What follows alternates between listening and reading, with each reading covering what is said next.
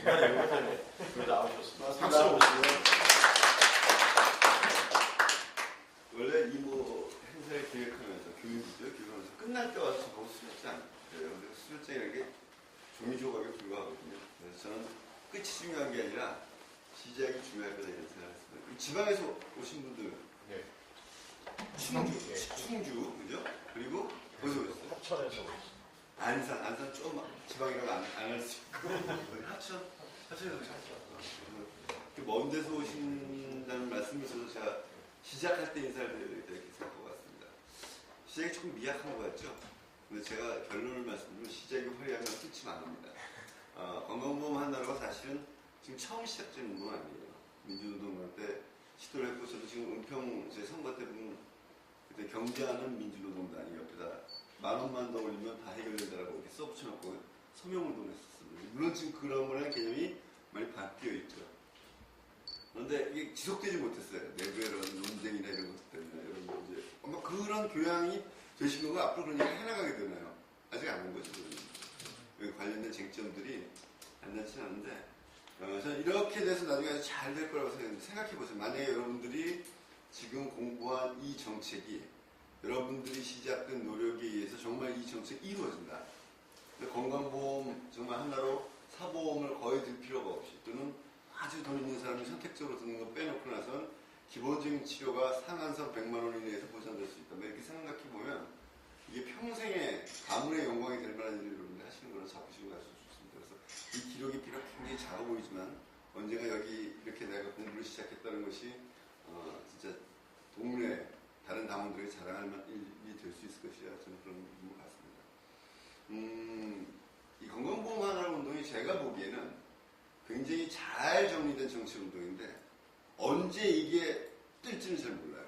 하다 보면 시간이 굉장히 빨리 올 수도 있고 굉장히 늦어질 수도 있고 이건 특히 뭐 나중에 공부하시면 아시겠지만 법과 제도를 만드는 문제가 아니라 위원회에서 어떻게 결정하느냐에 따라서 굉장히 유동적으로 됐을 때 굉장히 성과가 빨리 올 수도 있습니다. 그 성과가 비록 우리가 생각하는 100%의 모습까지는 아니더라도 단기적으로 접근할 수 있고 만약에 그게 이루어진다면 여러분들이 그걸 굉장히 주변에 자부심 있게 이야기할 수 있긴 하겠는데 언제 될지 우리가 지금 조금 전에 말씀드렸지만 당에서 당장 아니고 2, 3년 이상 보고 2017년 대선 때까지 우리가 대선 후보가 당선되지는 않더라도 대선에서 어떤 이슈를 만들고 그것을 실행하는 데까지 한 3년 정도 보고 집중해야 될 7가지 사업 중에 하나로 이게 선정이 된 것입니다.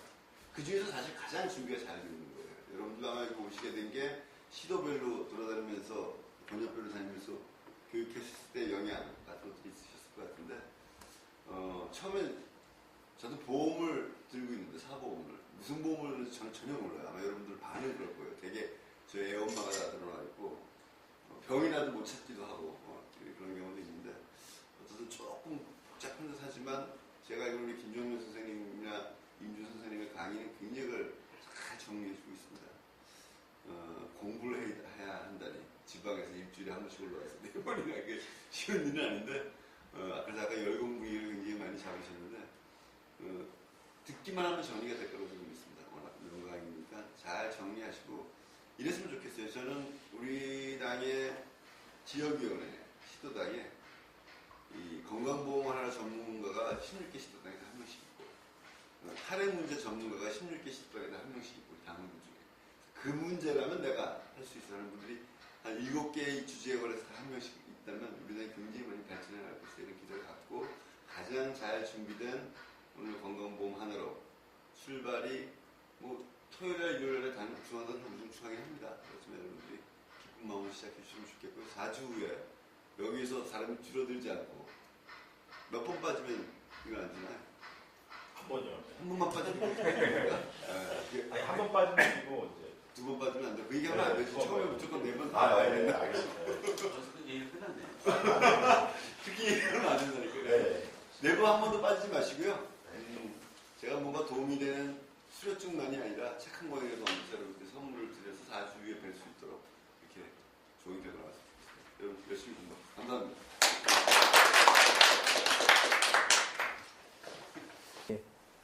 아유, 멀리 이렇게 오셨는데 좀 강의가 괜찮을 텐데 이제 걱정입니다. 내용이 사실은 이제 오늘 저희들이 하려고 하는 게 결국은 이제 건강보험 하나로 운동을 이제 사범 대신에 건강보험 하나로 운동을 전당적 차원에서 이제 전개하고자, 물론 이제 전당적 사업으로 아직 되진 못했지만, 계속 이제 저희들이 시도해 나갈 생각이고 그런 분위기는 형성되고 있는 것 같습니다. 그래서 그 전 단계는 이제 지역에서 그런 활동하신 분들 를 좀 양성하는 게 가장 중요하겠다. 뭐 중앙에서 이제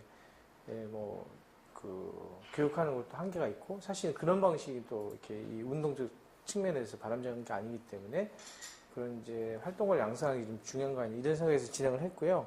사실 이제 주요한 내용은 다음 주 강의, 우리 김종민 선생님 사보험에 대한 내용들, 그쪽에서 이제 건강보험 하나로 운동 왜 중요한지 이 부분들이 사실 이제 가장 핵심적인 이제 강의 내용이 될 텐데, 이제 그 강의를 듣기 전에 어떻게 보면 워밍업 차원에서 강의를 하는 건데요.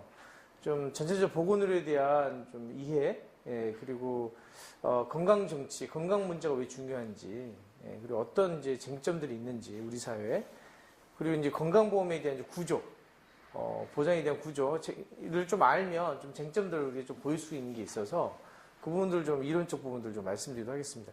그래서 내용들이 좀 딱딱할 수가 있을 것 같아요.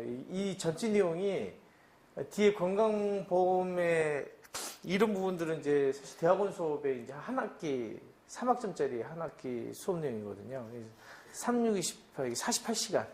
48시간을 이제 줄여가지고 대폭 줄여서 가져왔거든요. 그래서 그거를 이제 1시간 반 이내 해야 되기 때문에 내용이 그렇게 이제 만만한 내용은 아닌데, 문제는 여기 계신 분들이 굉장히 뛰어난 활동가들이시기 때문에 충분히 가능하지 않을까라고 생각합니다. 핵심적인 좀 쟁점 위주로 우리가 뭐 애우려고 하는 게 아니니까 그럼 문제의식 위주로 좀 이야기를 풀어가도록 하겠습니다. 한국 보건의료인데 이제 우리나라 보건의료 문제는 인구의 고령화에서 또 보통 많이 시작을 합니다. 인구의 고령화 문제 시작하다 얘기를 하잖아요. 저출산 고령화 뭐 얘기를 하는데, 또 진보정당의 문제에서도 이제 고령화 문제가 핵심적인 키워드가 될 수밖에 없다. 복지 문제뿐만 아니라 연금 문제뿐만 아니라 건강 문제에서도 핵심적인 문제입니다. 건강보험 문제에서도. 예를 들면 노인 의료비가 전체 의료비의 30% 쓰거든요. 그러니까 노인류가 많아진다는 것은 건강보험 문제가 심각해진다는 얘기겠죠. 재정 문제가.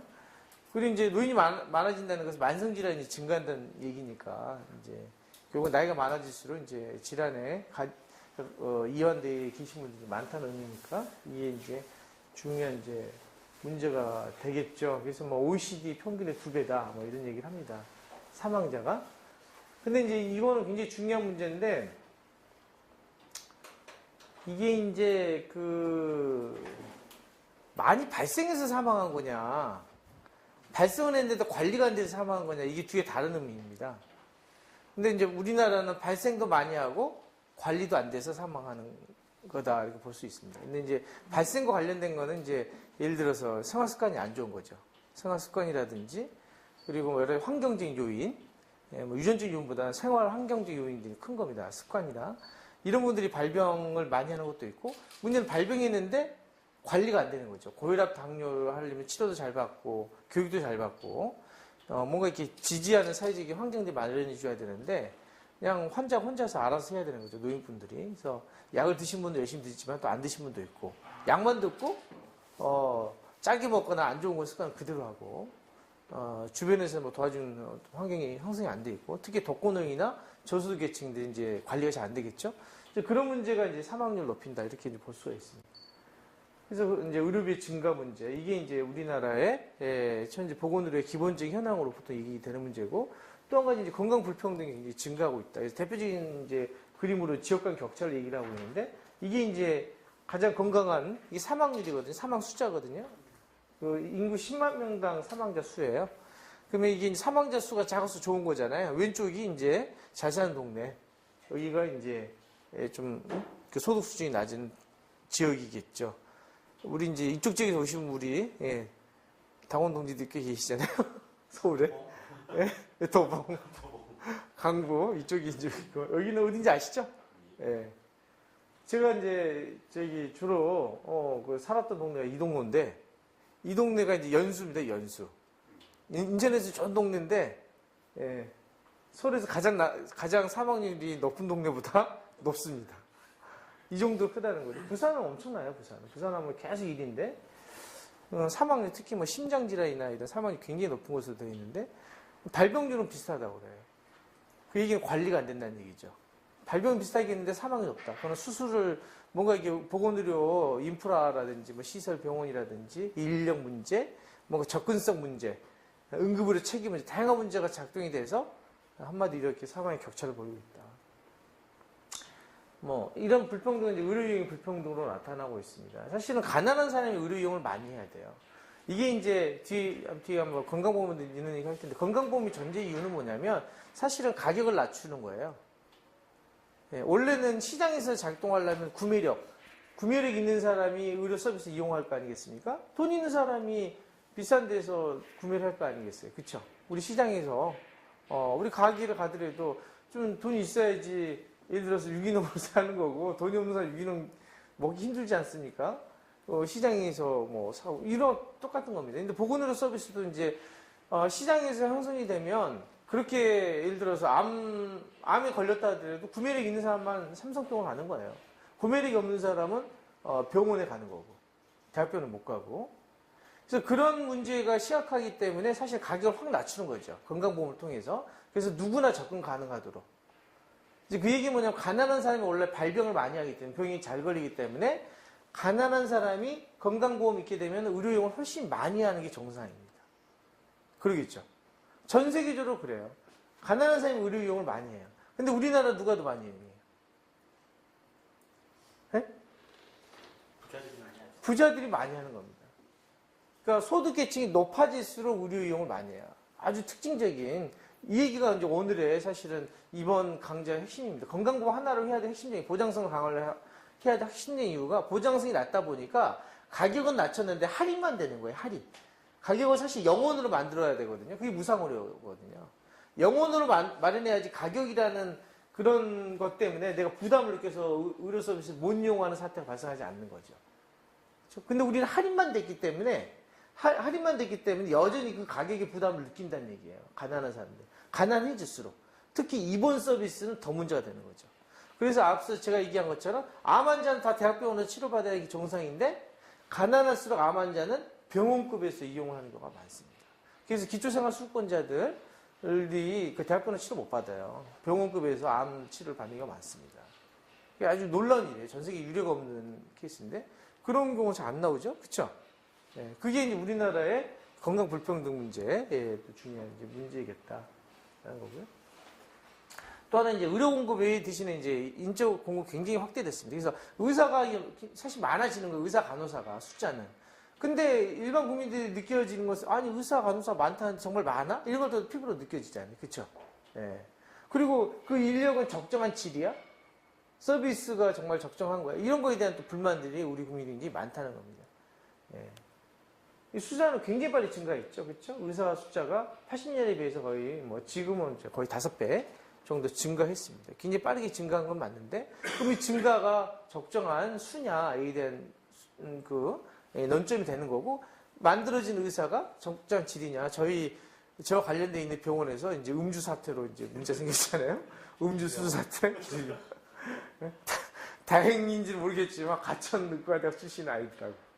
가천의과대학 출신이면 저는 아마 아웃됐을 텐데 제가 학생 교육을 담당한 사람이기 때문에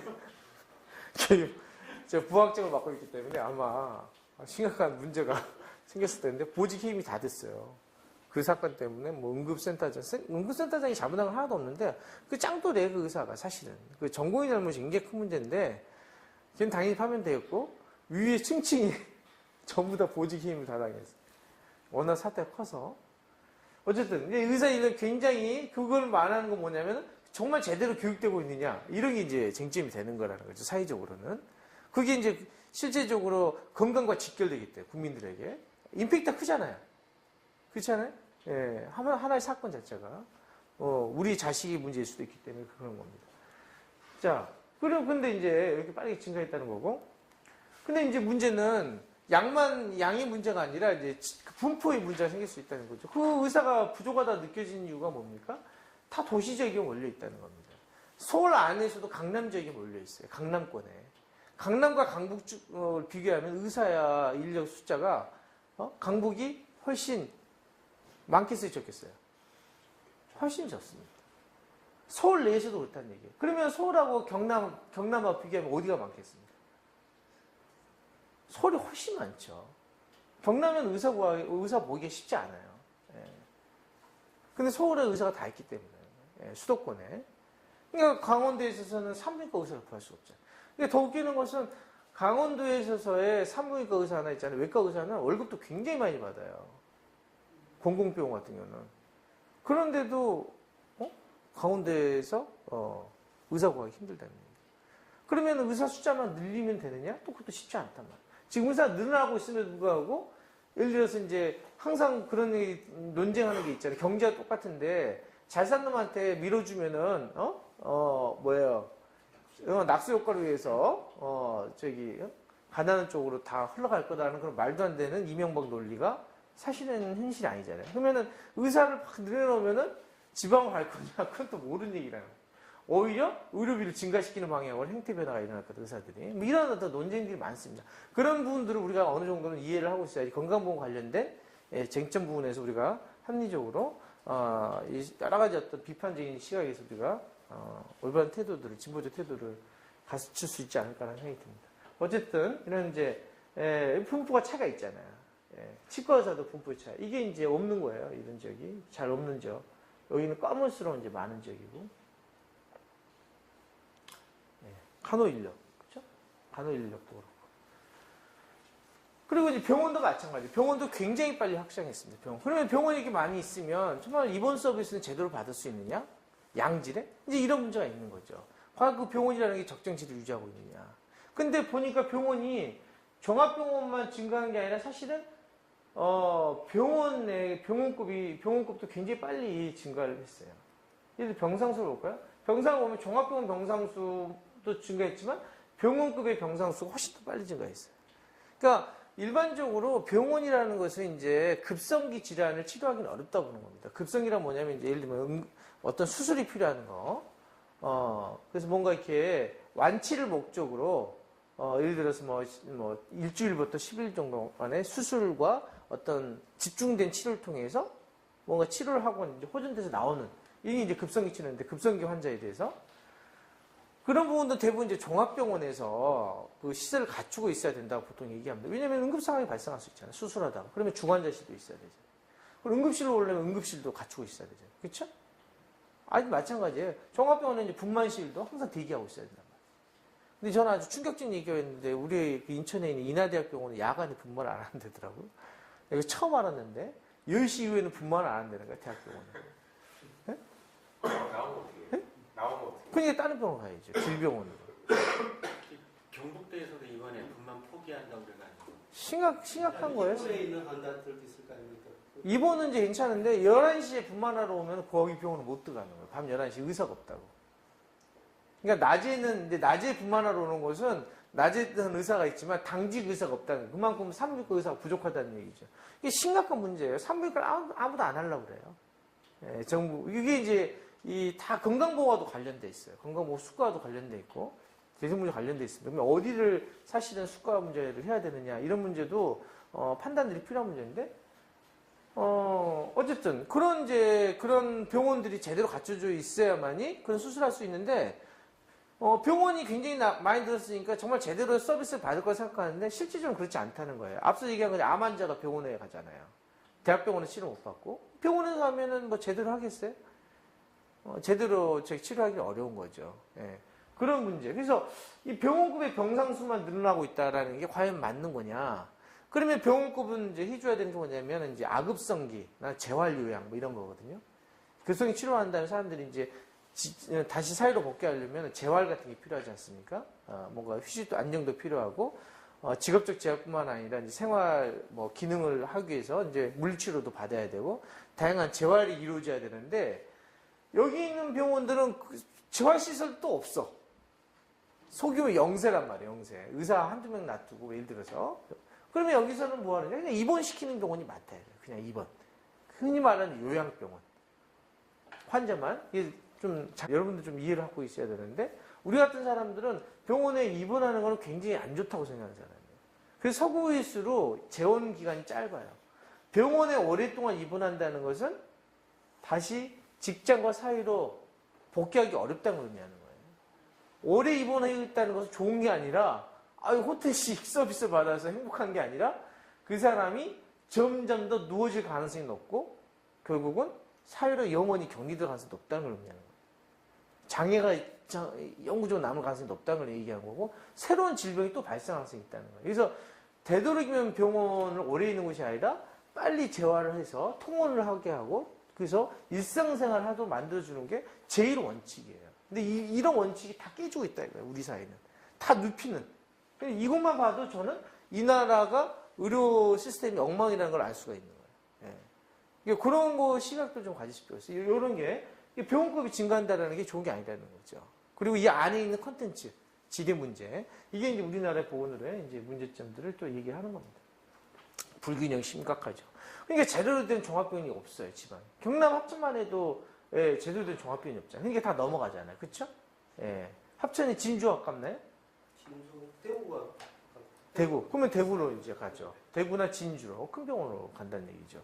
안에 있는 의료원, 근처에 의료원 하나 있잖아요. 의료원 이용 잘 안 하시잖아요. 그렇죠? 근데 의료원의 시설이 낙후되어 있기 때문에 최근에 좀 좋아지긴 했지만 그런 문제가 이런 불균형 문제. 그러면 그건 접근성 문제가 분명히 발생한단 말이에요. 거리가 아무리 도로가 뚫렸다 하더라도 기본적으로 50km, 60km 이상 떨어지면 뭐 고속도로는 빨리 달릴지 모르겠지만 사람들 고속도로 빨리 달리는 것만 생각한단 말이에요. 고속도로 진입 과정에서 오래 걸려. 그렇죠? 이 기간만. 그리고 항상 차가 없을 때만 계산해. 근데 사실은 사람이 차 없을 때 아픈 게 아니에요. 사람이 차가 많을 때 아파. 항상. 그리고 새벽에 발생했을 때 거리가 멀다는 건 리스크가 굉장히 높죠. 사고에 또 2차적인 또 사고 발생이 굉장히 높기 때문에 거리가 멀다는 것은 굉장히 좋은 게 아니라는 거죠. 결국은 자기가 살고 있는 거주지 기반으로 해가지고 사실 기본적인 종합병원, 지역 거점 병원이라는 표현을 쓰는데 의료원 같은 좀 규모가 있는 의료원, 300병상 정도 이상 되는 이런 것들이 갖춰져야 되는데 그러지 않고 있다 이거죠. 다 도시로 집중되어 있다. 그리고 그 역할을 해야 될 공공병원도 모든 지역에 있는 게 아니라는 거죠. 있는 것도 없어지잖아요. 진주 같은 경우. 이런 이제 문제가 지금 우리 사회에 공공민간 불균형도 그렇고. 그래서 공공병원이 턱없이 이제 부족한 상황입니다. 이게 이제 우리나라 보건의료 현황에 대한 이제 말씀을 드렸고. 자, 그러면은 이런 생각이 들 수도 있잖아요. 이거 복잡해. 우리나라 뭐 의원도 있고 병원도 있고 종합병원도 있고 대학병원도 있는데 이게 뭐 그냥 보면은 이런 생각을 하시잖아요. 그냥 아프면 그냥 큰 병원 가면 되는 거 아니야? 뭐 이렇게 생각하실 수 있잖아요. 아프면 큰 병원. 진짜 아프면 큰 병원 가죠. 우리는 선택을 하잖아요. 응? 돈 있는 사람은 가까운 돈 있거나 지리적으로 가까우면 자기 주치의는 예를 들어서 대구적인 경북대병원. 그냥 이제 감기든 고혈압이든 자기 주치의는 내과 교수인 거예요. 경북대. 서울 같은 경우에는 서울대 종로에 살면 영건동에 있는 서울대병원의 내과 교수가 자기 주치의라고 생각하는 사람도 있어요.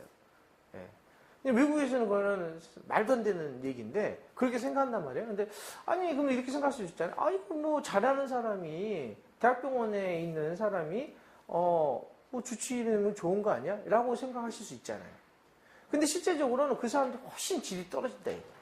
어떤 면에 있어서. 왜 그러냐? 그걸 이제 오늘 설명하려고. 그래서 왜 전달체계라는 걸 들어보셨죠? 의료 전달체계. 뭐 주치 이런 얘기를 하면 그런 게 왜 필요하냐를 이제 어제 말씀드리려고 하는 거예요. 이게 서비스 제공 체계인데 자, 건강이행과 불건강이라는 건 사실 연속적 현상이라고 그래요. 갑자기 사망하는 경우는 없어요. 있지, 사고. 근데 솔직히 말해서 사고도 사실 그렇지 않아요.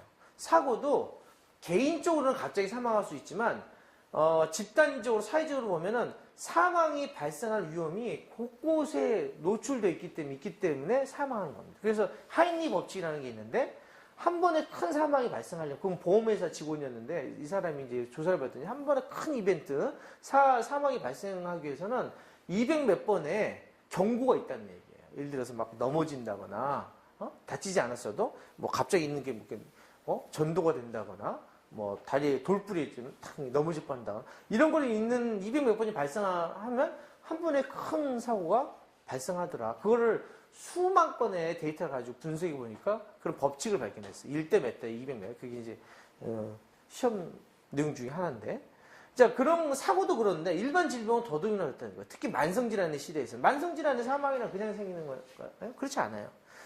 어떻게 보면 생의 과정일 수도 있고 아니면은 질병의 과정들 보면 처음부터 아픈 게 아니라 처음에는 건강한 상태에서다가 좀 디스컴포트, 불편함들 거기 자꾸 이제 노출되다 보면은 뭔가 이제 혈압도 높아지는 거죠. 그렇죠?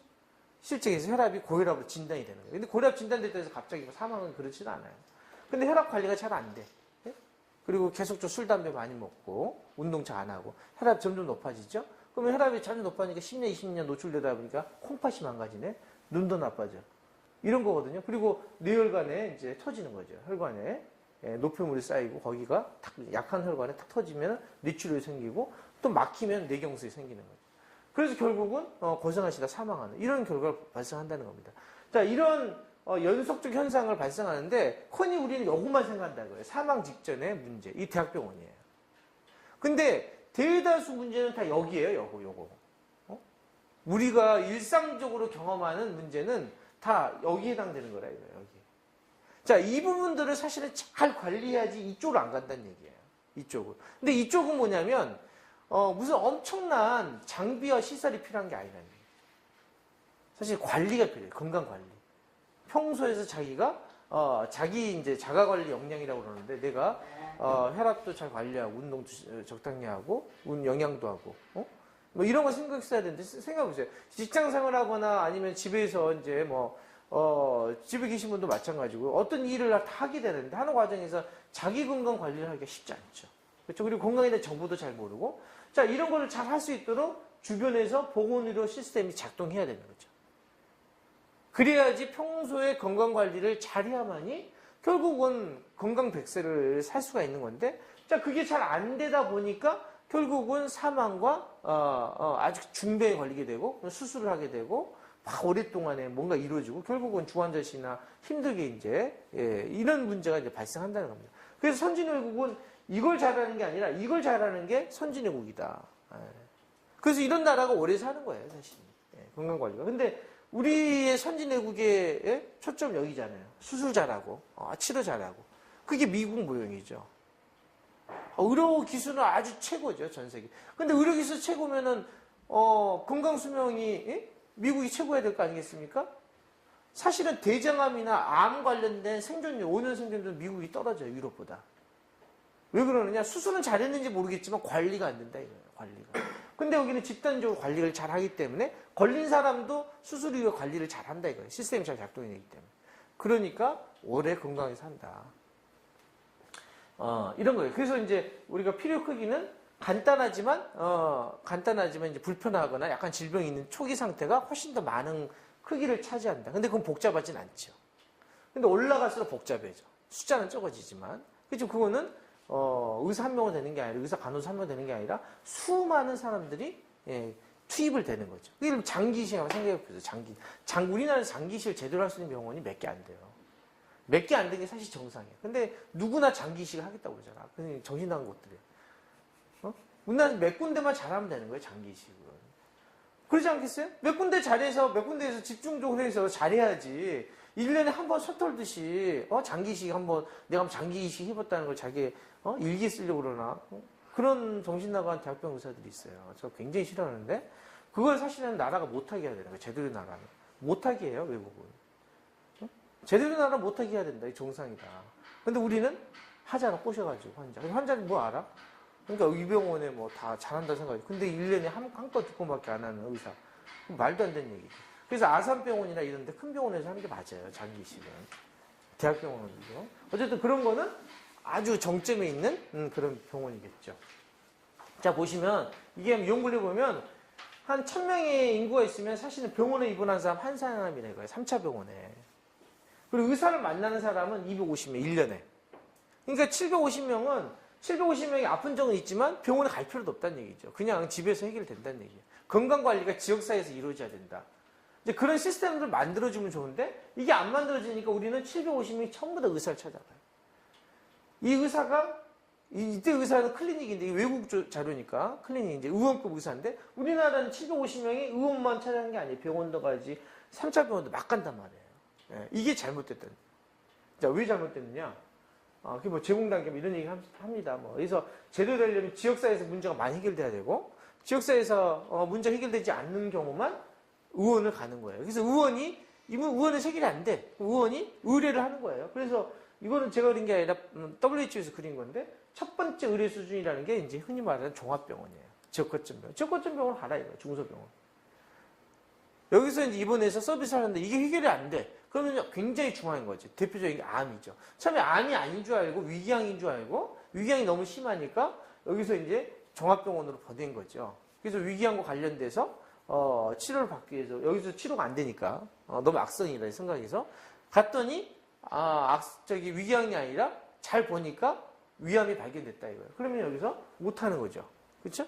그러면은 이제 대학병원 가는 겁니다. 대학병원에서 수술만 하는 것이 아니라 이제 항암 치료까지 하는 이렇게 돼야 된다는 겁니다. 장기식 같은 경우에는 마지막으로 가야 되고 이렇게 가야 되는 이유가 뭐냐면 자 여기에 있는 의사는 뭐냐면 여기 있는 의사는 전문적인 기술이 필요한 게 아니라는 얘기예요. 예. 여기 있는 의사는 가정의학 의사 한마디로 가정의학 종합적인 게 필요하다는 거예요. 여러 번 해봤다는 종합적인 것이 아니라 사람을 한마디로 종합적으로 보는 인간이 필요하다는 얘기죠, 의사가. 사람이랑 이제 아주 복잡하지 않습니까? 물론 동물도 복잡할지는 동물과 대화를 안 해봐서 잘 모르겠는데, 신체적뿐만 아니라 정신적으로도 내가 불편하고, 그리고 사회적인 고민들이 또한 신체 증상으로 나타날 수 있어요. 그렇죠? 정신적인 스트레스도 있고, 가족이 말 못할 문제도 있을 수 있고, 뭐 여러 가지 이유들을 잘, 관리할 수 있는 의사가 필요하다는 얘기. 그래서 가족 주치의가 필요한 거죠. 그 가족의 전반적인 상담해주고 건강관리 해줄 수 있는 사람이 필요하다. 의사만 필요한 게 아니라 의사를 중심으로 다양한 보건 요원들이 있어야 되는 거죠. 보건소도 결합되고 보건지소. 그래서 이게 네트워킹이 돼서 그 사람의 치료를 해주는 것이 아니라 건강관리를 해준다는 개념으로 가야 된다는 얘기죠. 목적이 다르다는 거예요. 목적이. 자, 이런 서비스가 필요한데 근데 그 사람이 3차 병원으로 갔어요. 3차 병원에, 그러니까 길병만 봐도 길병원에 심장내과. 내가 심장이 고혈압이 심장내과로 가거든요. 심장내과의 교수가 심장만 보느냐, 다를 보느냐, 그렇지 않아요. 심장에도 또 자기 세부 전공이 있어. 어떤 사람은 부전무행만 봐. 어떤 사람은, 하루 주행이 있잖아요. 그 PCA라고 해가지고, 혈관 뚫는 게 있어요. 심장, 관상동맥 혈관을 뚫는 거. 그것만 하는 사람이 있고, 하루 종일 초음파만 보는 사람이 있어요. 자기 전공 분야가 그거예요. 네? 근데 외래의 환자는 떡하니 그냥 일반 고혈압 환자예요. 단순 고혈압 환자. 이 단순 고혈압 환자에 있어서는 이 사람의 전공과는 아무 필요도 없어. 오히려 방해 요인인 거죠. 이 사람한테 필요한 건 지금 엄청난 시술이 필요한 게 아니라, 일상생활에서 고혈압과 관련돼서 관리해야 될 거에 대한, 어떤 주의할 부분들 이런 거에 대한 상담이라든지 그렇죠? 아주 그리고 정기적인 어떤 진찰과 그리고 언제든지 컨택이 돼야 되잖아요, 그렇죠? 네. 그리고 관련된 교육 상담을 해줄 수 있는 보건소에 대한 연계라든지 이런 것들을 해줘야 되는 게 의원의 역할인데 우리나라 환자들은 여기 간다 이거 여기. 그러니까 바쁘지 의사든 그 의사는 바쁘니까 어때요? 약을 6개월치 처방한단 말이에요. 그러니까 우리가 흔히 말하는 유명한 병원일수록 처방 일수가 길어져요. 그래서 6개월치 제주도에서 환자가 좀 있는 집 환자죠, 그렇죠? 환자의 자기 주치의는 서울대학병원 교수란 말이에요. 그래서 서울대학병원에 가가지고 각종 검사 필요도 검사를 다 받고 나서 6개월치 약을 타고 기분 좋게 내려오신단 말이에요. 만족도는 높아질지 모르겠지만 6개월간 그 사람은 전혀 관리가 안 되는. 약만 먹는다고 관리가 되는 게 아니다. 그러니까 근데 이제 문제는 이게 엉망이니까 이거나 저거나 마찬가지일지 몰라. 이게 엉망이 돼서. 의원이 엉망이죠. 의원은 약만 주고 있으니까. 근데 제대로 된 나라는 굉장히 강해요. 그래서 주치의를 하자는 얘기가 그냥 등록해가지고 의사 정해가지고 의사 한 사람한테 가라 이게 핵심이 아니라 건강관리를 전 국민 제대로 받아보자는 게 주치의 핵심인 거예요. 그래서 그 사람이 뭔가 좀 안 좋은 것들을 발견되면 의뢰되고 이게 결국 환자가 스스로 찾아다니면서 발생하는 문제를 최소화시키고 물론 환자가 얘기를 할 수 있죠. 분명히 얘기를 할 수 있지만 그런 과정들을 거쳐야만이 결국은 서비스를 제대로 된 서비스를 받을 수 있고 의료 비용도 훨씬 줄어드는 거죠. 환자 개인 부담도 줄어들겠죠. 괜히 대학병원 가가지고 교통비 들지, 지금 뭐 보장성도 후졌는데, 그쵸? 외래 같은 보장성이 낮은 게 원래 맞습니다. 입원은 완전히 무상을 하더라도. 근데 이제 뭐 이렇게 간단 말이야. 돈은 돈대로 드는데, 제대로 서비스는 못 받고, 한 1분 진료받고 나와가지고 욕하지. 예. 근데 길병원은 욕해도 서울대학병원은 욕 안 해요. 행태가 똑같은데, 서울대학병원에 갔다 왔다라는 게 자부심인가 봐. 예? 근데 그 자부심이 건강관리가 되는 게 아니란 말이에요, 지금. 이게 지금 우리나라 좀 심각한 문제예요. 그러니까 전 세계적으로 이 관리가 안 돼서 발생하는 건강 불평등 문제, 아니, 건강이 어떤 나빠지는 건강 문제가 굉장히 클 거로 우리가 추정했는데, 이거는 평가도 잘 안 돼요. 결국 나타나는 게 만성질환, 사망자 높다고 그랬잖아요. 당뇨, 고혈압, 사망자 높다는 게 이게 문제가 아니라 이게 안 돼서 굉장히 높을 거다. 그래서 정부가 지금 난리가 난 거죠. 예전부터 그렇게 하자 얘기했는데 주치의제도는 하면 의사들이 반대하니까 이제 주치의제도는 못하고 뭐 만성질환 관리제도 뭐 이런 것들을 지금 정부가 추진하려고 합니다. 그런 이제 제가 정책과제 만들어서 제안하고 뭐 지금 하고는 있는데 그것만 되는 게 아니에요. 궁극적으로 주치제도로. 그래서 우리 김종명 선생님 같은 가정의학 의사가 이런 주치 역할들을 해야 된다. 그렇게 돼야지 의료체계가 제대로 된다. 그래서 그거는 소진료권이에요. 지역과 단계화라는 표현인데 그게 이제 우리 동네 가까운 동네에 그런 의원들이 있어야 된다는 거예요. 그리고 의원들이 모이는 과정도 중진료권에 예를 들면 지방의료원, 지역 거점병원, 종합병원이 있어야 된다는 거죠. 이런 식으로 배치된다. 이게 모여서 또 이름 모여가지고 대진료권 3차 병원이 있는 이런 구조가 제대로 된 전달체계가 만들어지는 거다. 그렇게 의료가 돼야 된다는 겁니다. 근데 이게 쉬운 얘기는 아니에요. 이렇게 이제 의료가 되는데 뒤에 이제 뭐 구매 그런 기능이 있는데 과연 1차 진료인 의사가 대학병원에 의뢰를 하겠느냐? 종합병원에? 왜 의뢰를 하겠느냐? 어떤 상황에서 왜냐면은 원칙대로 의뢰를 해야 될 거 아니에요. 근데 너무 의뢰를 많이 하면 문제겠죠. 지가 벌 수가 있는데 그게 이제 뒤에 말씀드리겠지만 영국 사례나 뭐 영국 의원에 있는 의사가 열심히 자기가 봐줘야 되는데 안 보고 조금 문제가 생길 것 같으면 다 병원에 토스하는 거예요. 그래서 대기 환자가 증가한다는 거예요. 이 얘기가 옛날에 영국에 대기 환자가 길다 막 항상 얘기하잖아요. 무상의료하면 대기 환자가 길다 그런 말도 안 되는 주장을 나불거리는 저기 정신학인들이 무식해서 그랬단 말이에요. 그거는 그 나라의 컨텍스트를 전혀 몰라서 그래요. 왜 대기 환자가 늘어나에 대한 맥락을 몰라서 그래요. 맥락 뭐냐면 영국의 의사들이 볼 이유가 없는 거야. 의원에서. 자기는 월급만 받으면 되니까 항상 정해져 있잖아. 인두제. 인당 얼마 정해져 있기 때문에 열심히 올 의의가 없어. 이제 다 대학병원으로 트랜스퍼 시키는 거예요. 그러니까 병원에서는 종합병원 이상에서는 환자를 볼 수 있는 한계가 많잖아. 그렇죠? 그리고 거기는 정확하게 노동권 지키니까 환자는 기다릴 수밖에 없죠. 또 한 가지 이유는 병원을 늘리지 않았어요. 대처가. 보수당 정부 때. 대처가 한 짓이 뭐예요? 공공병원 안 늘리는 게 대처하는 짓이잖아요. 처음에는 NHS도 팔아먹으려고 그랬는데 철도처럼 철도는 팔아먹었지만 NHS는 못 팔아먹었단 말이에요. 하도 저항이 크니까. 못 판 대신에 투자를 안 해. 어디에? 병원을 안 졌다 이거예요. 연령이 많아지면 많을수록 입원 환자가 증가하기 때문에 병원은 적절하게 증가해야 되는데 대처 정부 이후에 전혀 병원이 늘지 않았어요. 그리고 시설도 낙후돼 있고. 그러니까 의사 임금은 동결되고 그러니까 열심히 생산성이 떨어지는 거예요.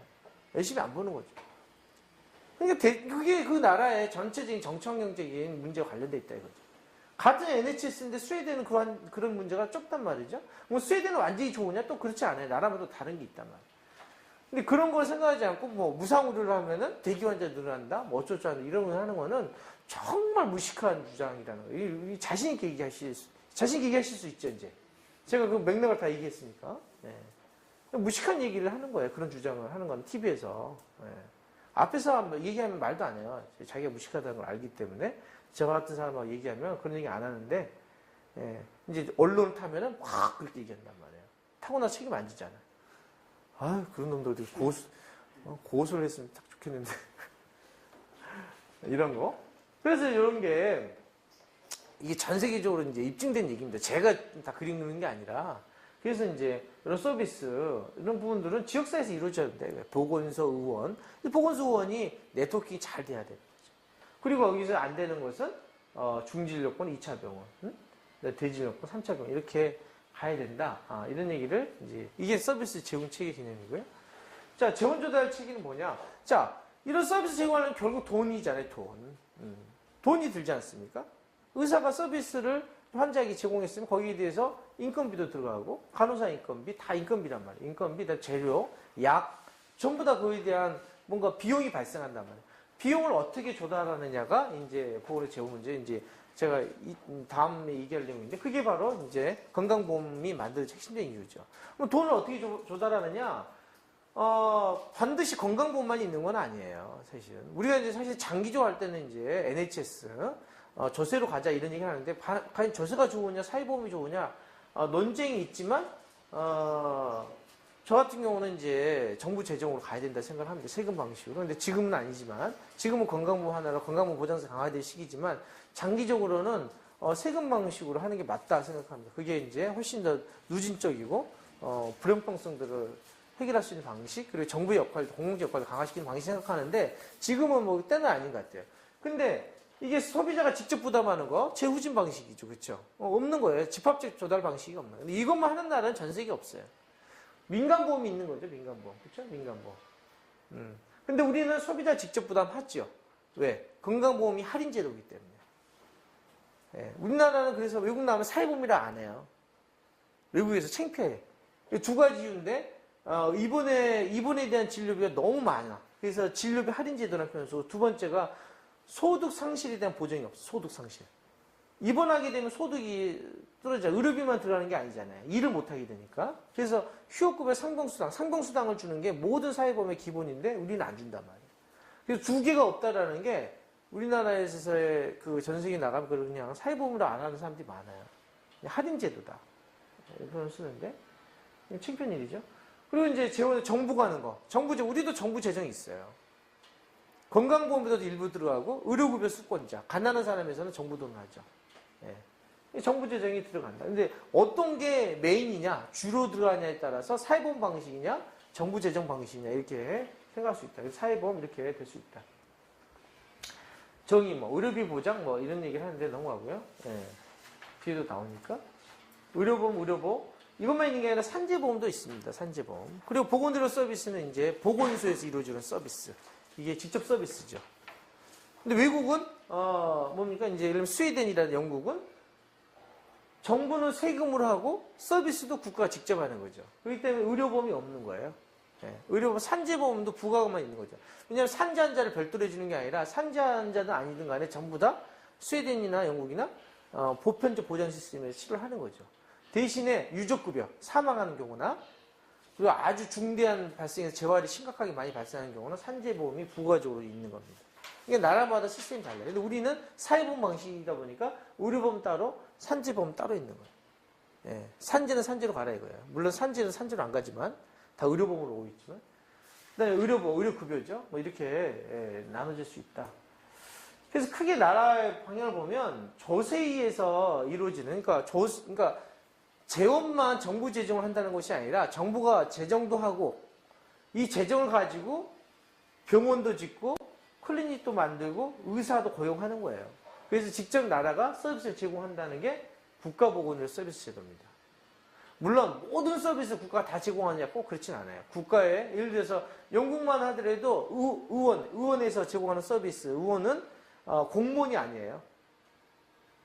공무원이 아니래요. 그건 민간이야, 민간. 대신에 계약을 하는 거죠. 네가 이렇게 들어와서 이쪽 지역에 몇 명을 보게 되면 인당 얼마로 계약을 하는 겁니다. 예. 일종의 계약이죠. 예, 그렇게 하는 거고. 그것도 복잡합니다. 그러면 또 이제 계약하는 의사에게 또 권한을 줘가지고 걔가 대학병원, 흔히 말해서 종합병원을 구매할 수 있는 또 권한을 줘요. 그런 이유가 뭐냐면 일종의 종합병원은 공공병원이잖아요. 국가에서 운영한단 말이에요. 근데 이쪽에서 의뢰를 안 해주면 끝이잖아. 너무 많이 해도 문제고 안 해도 문제란 말이에요. 그래서 이 관계를 어떻게 할 거냐, 의원과 종합병원 관계를 어떻게 할 거냐, 이런 걸 만들기 위해서 복구매라는 방식, 복잡한 방식을 썼어요, 영국은. 자, 그런 걸 다 생각하면 우리가 머리가 터지니까 그거는 이제 저 같은 사람만 고민하면 되고. 근데 중요한 것은 NHS라 하더라도 다 똑같은 모습은 아니다. 영국은 제가 말씀드린 것처럼 의원은 프라이빗, 민간이란 말이에요. 신분은 공무는 아니다. 근데 스웨덴은 또 달라요. 스웨덴은 60% 이상이 공무원이에요. 60% 이상의 이 의원에 있는 의사들이 보건소에 있어요. 보건소. 우리 보건소는 공중보건 사업을 하는 게 보건소지만 스웨덴의 보건소는 그냥 진료를 하는 곳이 대부분이 보건소다.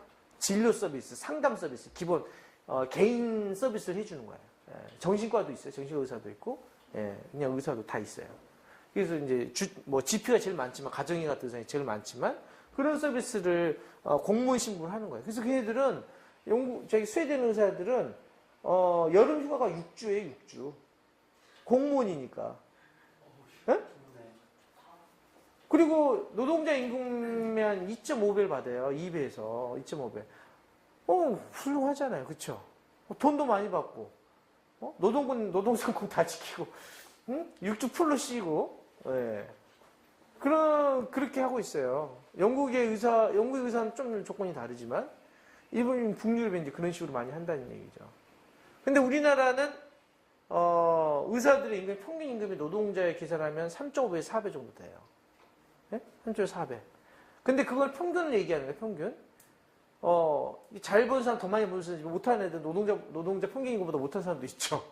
근데 이 변이가 굉장히 큰데, 평균적으로 굉장히 많이 벌어요. 근데, 쉬 시간이라는 게 없어. 이 자영업자와 똑같아가지고, 1년 12달? 예를 들어서 1월까지 근무한 사람도 있단 말이에요. 예. 그런 얘기 하면서, 어떤 삶을 살 거냐고 이제 학생들한테 얘기해보면, 얘기를 안 해. 나 같으면 스웨덴 좀 살고 싶다 얘기를 했는데. 자영업자 의식이 형성이 돼가지고. 어쨌든, 그러니까 나라마다 똑같지 않다. NHS라 해서 영국, 스웨덴이 똑같은 게 아니라 나라마다 다르다는 얘기예요. 그리고 영국의 NHS는 국가 재정, 중앙정부에서 재정 부담을 하지만 스웨덴이나 북유럽 같은 경우에서는 지방에서 하는 거예요. 보건의료는 다 지방에서 한다 생각하면 돼요. 그래서 국가 역할이라는 것은 돈만 나눠줘 끝이에요. 그리고 국방 의무만 하는 것이지 실제 모든 보건과 복지와 관련된 특히 보건의료 서비스 제공은 우리로 말하는 광역, 시도에서 하는 거다, 서비스를. 그래서 얘들은 이제 그 조세에 대한 어떻게 보면 지방세죠, 지방세에 기초해서 하는 거다. 보시면 돼요. 사회보험은 이제 한국, 일본, 독일인데 나라가 또 달라요. 사회보험은 똑같은 게 아니라는 얘기죠. 예를 들어서, 무식한 또 학자들이 독일을 보면, 독일은 민간보험, 여기서 민간보험으로 바뀌어지고 있다, 이런 얘기를 한단 말이죠. 왜냐면은 이 성격이 우리나라하고 많이 달라. 우리나라는 단일보험자란 말이에요. 법에 의해서 건강보험법에 의해서 공단을 설치하고 공단이 전 국민을 관리한단 말이죠.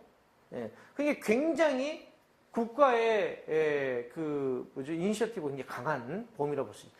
그래서 우리나라 보험은 저는 가능하다 보는 게 영국처럼 갈 가능성이 상당히 있다 이거예요. 그래서 내셔널 헬스 인슈런스라는 표현을 쓰거든요. 약자로 내셔널 단위보험자이기 때문에. 대만도 그래요, 대만. 근데 일본, 독일은 안 그래요. 조합식이다. 보험이 다 다르다는 얘기예요, 보험이. 그리고 보험자 간에 경쟁이 좀 있어요. 경쟁도 있고. 그리고 얘들도 사회보험법이 있는데 법에 의해서 컨트롤하는 것이지 국가가 직접적으로 강제한다거나 이런 게 상대적으로 적어요. 국가의 입김 자체가 적다 이거예요. 법이 정해진 대로만 해. 그리고 노사 동률, 특히 일본 아니지만 독일은 노동자하고 사가 운용하는 거예요. 예. 공동 운영의 원칙. 그러다 보니까 정부가 관여할 게 별로 없어요. 이제 그렇다면 법을 무조건 잘 지킨다는 얘기겠죠? 법대로 하는 거니까. 그러니까 그 건강보험 기구가 정부 산하의 기구일 필요가 없는 거예요. 보험자 그냥 비영리 법인 기구, 비영리 법인 보험자면 된단 말이에요. 더 나아가지고 영리를 추구한 주식회사 보험자가 들어와도 큰 문제가 없다 이거죠. 물론 영향은 받겠죠. 이제 신자유주의 영향인데 예를 들어서 프루덴셜 생명 얘네들이 영국의 보험자도 될 수 있다 이거예요. 영국이 아니라 독일. 독일은 지금 안 되지만 네덜란드는 될 수가 있어요. 네덜란드는 사회보험이지만 영리보험회사가 실제 사회보험을 움직인다니까요. 보험자를 가입해서 운영해요. 그러면 우리는 걱정이잖아. 이게 영리 추구한 애들이 와가지고 난리치는 거 아니야? 우리나라는 그럴 거예요. 근데 얘들은 법대로 하니까 그럴 수가 없어. 그러니까 영리가 들어올 이유가 하나도 없는 거야. 왜? 추가적으로 얻을 수 있는 프라핏이 없어요. 법대로 하기 때문에. 얻을 수 있는 법이 허용한 인건비나 얻을 수 있는 개인 있잖아요. 이런 것만 딱 보장되는 거지 그 이상은 절대 할 수가 없게 돼 있단 말이에요. 그러면 하는 거는 조직 혁신, 뭔가 이렇게 막 내부적으로 생산성을 높여가지고 이익을 얻는 거를 이제 영리보험자가 많이 하는 방식이란 말이에요. 근데 예를 들어서 영리보험자를 해가지고 민간보험에서 우리처럼 예를 들어서 노인이면 안 받고 하고 이 사람은 의료비를 많이 쓴 사람이야 보험에서 안 받아. 이게 불가능하다는 얘기예요. 무조건 받아야 돼. 다 걸리게 돼 있단 말이에요. 그래서 또 우리나라 무식한 학자들이 또 꼬셔가지고 이제 정권 바뀔 때마다 야 그냥 네덜란드 효율성이 좋은 네덜란드는 영리보험회사 때더라. 영리보험회사. 그러니까 보건의료가 민영화돼 있다 이거죠. 민영화. 그러니까 이제 네덜란드를 보러 가자. 이게 난리가 났었죠. MB 정부 때. 그래서 네덜란드를 갔더니 우리보다 훨씬 더 규제가 심한 거예요. 법이. 예. 보험에서 할 수 있는 게 하나도 없어. 민간보험은 위험률 보험제도라는 게 뭐냐면, 그러니까 위험이 많이 발생한 사람한테 보험료를 많이 걷는 거예요. 고혈압 당뇨인 사람한테 보험료를 많이 걷겠다는 거죠. 위험이 높은 사람한테. 근데 사회보험 그렇지 않잖아요. 고혈압 당뇨가 아니라 그냥 소득 수준으로만 하는 거예요. 누지는 아니지만 소득에만 영향을 미치는 것이지. 근데 이제 예를 들면 지역가입자 같은 게 지역이 조합식으로 있는 데는 지역도 관련돼 있죠. 부자 조합. 많이 안 아픈 지역 같은 경우는 보험료가 낮아요. 독일 하더라도. 그러니까 잘 사는 동네에 보험료는 낮고, 워낙 크니까, 예. 그런 이제 특성이 있습니다. 그래서 이제 보종도 하긴 하는데, 어쨌든 그건 넘어가고요. 어쨌든, 사회보험은 평균보험인데, 민간보험 위험률 보정됐던 거. 그렇기 때문에 이거는, 사실은 요거 관련돼 있죠. 사회부양성이 목적이 아닌 거죠. 개체보호성. 그 개인을 보호하기 위해서 하는 거지, 리스크만 풀링하려고 하는 거지, 사회적 목적에서 하는 게 아니란 말이죠. 민간보험은. 강제가입 이미. 물론 이제 민간보험에서도 강제가입이 있어요. 자동차보험 강제가입이지만 일반적으로 임의가입인 거죠. 근데 사회보험은 당연히 강제가입을 해야 되겠죠. 보험료 공동부담, 본인부담. 그리고 급여 수준도 차등급여인데 사회보험은 균등급여 똑같이 주는 거죠. 이런 이제 차이가 있다. 이런 것 정도는 아시면 좋을 것 같고. 보수지불대는 뒤에 이제 나오니까 넘어가도록 하겠습니다. 재원조달 때는 이제 민간보험, 사회보험, 정부재정 앞서 얘기했죠. 민간보험은 정부재정은 미국, 칠레 이런 나라들이 주로 한다. 그래서 정부 의료보장이 어려워 저소득은 공적 부조를 해요. 그래서 미국도 노인하고 가난한 사람은 정부에서 책임을 집니다. 그래서 노인은 연방재정, 가난한 사람은 주정부 여기서 이제 하는 겁니다. 물론 이제 연방정부에서 돈을 일부 부담하지만, 근데 미국이 공적 자금이, 그러니까 정부 공공 펀드가 적다고 생각하시면 착각이에요. 스웨덴보다 더 많이 낸다 생각하시면. 미국이 15%란 말이에요. GDP 15%가 의료비 정도 쓴단 말이에요. 15에서 16%. 요새 한 16% 됐을 거예요. 16% 쓰는데 그 중에 50%가 정부 돈이에요. 메디케어, 메디케이드. 그러니까 노인 대상의 메디케어하고 가난한 사람 대상의 메디케이드를 전부 다 정부 재정으로 한단 말이에요. 그걸 50%를 정부 돈으로 하는 거예요. 그러면 정부 돈이 50%가 들어가고 있는 거예요. 그리고 나머지 50% 민간보험도 세금 감면을 해줘요. 세금 감면 해주잖아요. 예를 들어서 법인세, 기업이 이제 보험을 들어준단 말이에요. 자기 노동자들에게. 그러면 그거 다 감면 처리해줘요. 그리고 요새 오바마 케어 해가지고, 보험 안 듣는 사람이 문제가 되니까 보험 들었을 때 감면 처리해주고 막 그러잖아요. 강제가입으로 바꾸면서. 굉장히 많이 감면을 많이 해요. 그걸 따지면 미국의 돈을 정부가 직접 해주는 돈이 정부 돈 한 60% 될 거예요. 굉장히 많은 돈이 들어가고 있는데 보장률이 형편없이 떨어진다. 돈은 어마어마한 돈을 쏟아붓고 있는데 GDP의 8%를 정부가 쏟아붓는데, 근데 스웨덴은 얼마냐? GDP의 9% 정도, 9.5% 정도가 의료비를 써요. 9.5%의 90%를 공공부담이니까 얼마야? 9980이야. 8에서 9% 정도, 8% 정도만 정부가 하는 거예요. 이게 스웨덴 GDP가 더 낮잖아요. 미국보다. 그러니까 미국이 돈 훨씬 많이 쓴다니까요. 정부가. 어마어마한 돈을 쓰는데도 불구하고 전 국민이 보장이 안 되고 실제 보장성 떨어질 뿐만 아니라 건강 불평등이, 의료 이용의 불평등이 심하고, 그리고 그 결과물도 훨씬 안 좋다. 이 말은 결국은 의료 시스템 기술의 문제가 아니라 얼마나 의료보장 체계나 전달 체계나 의료 시스템들이 공적으로 잘 갖춰져 있느냐에 따라 가지고 그 나라의 건강 수준 문제, 의료인 접근성 문제 이런 것들이 결정된다는 걸 볼 수 있어요. 미국의 단점. 그래서 미국이 전혀 좋게 쓰는 나라가 아니다. 이런 거는 좀 알고 계셔야 될 것 같고요. 사회보험은 이런 나라. 형평성 보장. 근데 캐나다는 꼭 사회보험이라 보기도 어려운 측면이 있는데 하여튼 이렇게 분류가 되어 있고요. 정부제는 조세를 정당하고 연구 수혜는 소유를 국가. 근데 이제 여러분들이 그 정부 재정한 나라가 전 세계적으로 따지면 적을 거라 생각되는데 NHS 그렇지 않아요. NHS가 전 세계적으로 따지면 훨씬 많습니다. 개발도상국이나 가난한 나라들은 대부분이 정부 재정으로 운영해요. 사회보험을 안 하고 특히 이제 뭐 동남아시아 이런 쪽에. 근데 지금 이제 문제가 되고 있는데 어쨌든 간에 NHS가 훨씬 더 전 세계적으로 많다. 보세요. 지금 17.6%. 이게 아마 계산 방식 차이가 있는 것 같은데 어쨌든 간에 16에서 17%를 쓰고 있고 프랑스, 독일 11%. 사회보험 방식으로 한 나라가 재정으로 한 나라가 9.6%. 그러니까 재정이 훨씬 거시 경제 측면에서 보건들의 의료비 지출이 낮다. 정부 부담은 많지만 결과적으로 정부 부담이 많지만 의료비 지출이 낮고 결과적으로는 정부 부담이 적을 수도 있다.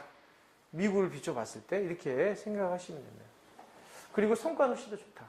보건의료의 문제점 이제 말씀드릴 텐데 우리나라 보건의료 문제는 결국은 시장을 한다고 뭐 다 아시는 얘기인데 보건의료라는 것은 상당히 이제 두 가지 관점이 있는데 보건의료라는 것은 시장으로 성립하기 어려운 영역이기 때문에 공적으로 해야 된다라는 시각이 하나 있고 시장으로 했을 때는 이제 시장 실패가 발생한다 이거예요. 그러니까 자본주의 시장의 원칙으로 자원 배분이 이루어지기 어렵다. 필요한 사람에게 서비스하기 어렵다. 예를 들어서 공장에서 신발을 만들고 예를 들어서 어떤 유통을 통해서 신발이 공급되지 않습니까? 시장을 통해서. 그래서 필요한 사람이 자기 구매에 대해서 신발을 신고 큰 문제 없이 세상을 살아나가지 않습니까? 최소한 이제 신발 없어가지고 물론 그러신 분도 가끔 몇 분 계시지만 그렇진 않단 말이죠. 가격에 따라서 이제 공급이 된단 말이죠. 근데 보건의료는 그런 원칙을 성립하기 어렵다라는 것 때문에 공적으로 해야 된다는 시각이 하나 있고 두 번째는 뭐냐면 보건의료라는 것은 기본적으로 권리다 이거예요. 기본적으로 건강권. 사람이 태어나서 당연히 누려야 될 권리, 사회적 권리, 사회적 인간이라는 표현을 쓰잖아요. 근데 이런 사회권은 그냥 형성된 것이 아니라 투쟁을 통해 형성된 거죠. 그죠? 특히 이제 노동자 대투쟁, 그 노동운동의 성장 과정이 사회권의 성장 과정과 그대로 일치합니다. 그래서 1940년대 이후에 30년, 40년 노동운동 성장과 강화 과정 속에서 40년 이후에 사회권으로서의 건강권 문제가 급격히 확산됐고 보건의료는 당연히 인간이 누려야 될 권리다.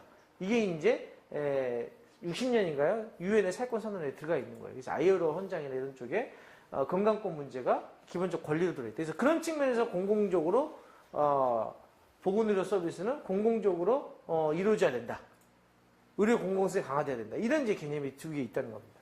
그래서 저기 이제 첫 번째 문제에 대해서 이제 말씀드리려고 하는 건데, 그러면 시장은 왜 실패하느냐? 시장이 이루어지려면 성립 조건이 이런 거예요. 상품에 대한 정보를 잘 알고 있어야 되고, 동질적이어야 되고, 사고파 의사결정 독립적으로 이루어져야 되고, 시장이 자율 참여가 가능해야 된다. 이걸 얘기한 인간이 이제 국부론, 저전에 아담 스미스가 이런 얘기를 했어요. 시장이 성립하려면 이런 게 돼야 된다.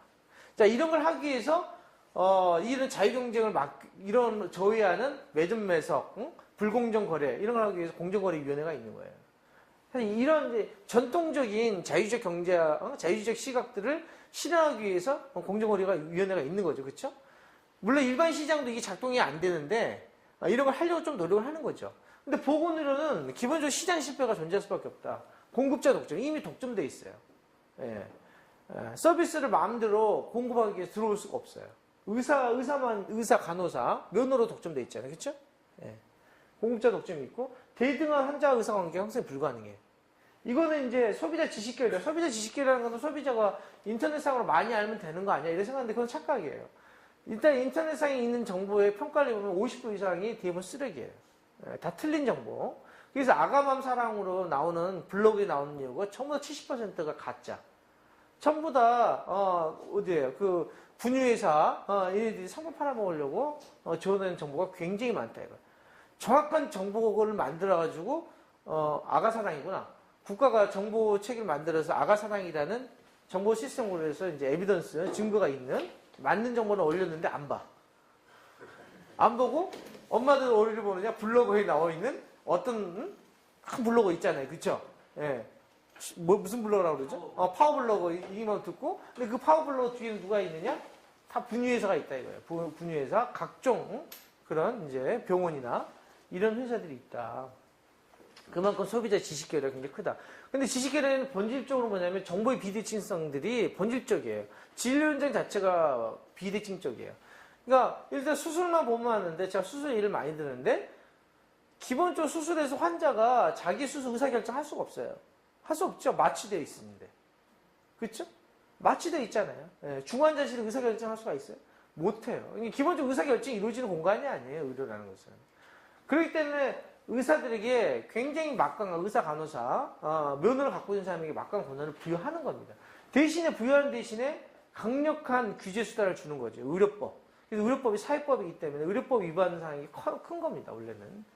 우리는 안 커서 문제지. 외국은 굉장히 큰 거예요. 그래서 의사가 부도덕한 행위를 했다거나 아니면은 어떤 문제 아주 그런 이제 그 스카이 병원 같은 그런 강원장 같은 그런 걸 했으면 그거는 의사 사회 자체에서 매장당하는 거예요. 우리나라는 잘 매장이 안 당하지만 외국은 그런 애들이 존재할 수가 없어. 예를 들어 독일 같은 경우 보험회사 이제 보험자 의사협회가 있는데 어떤 의사가 그 환자를 예를 들어 우리 그 끼어팔기 하고 환자들 없는 환자들 막 진료행위 쓰잖아요. 이런 게 아주 광범위하게 이루어지고 있지 않습니까?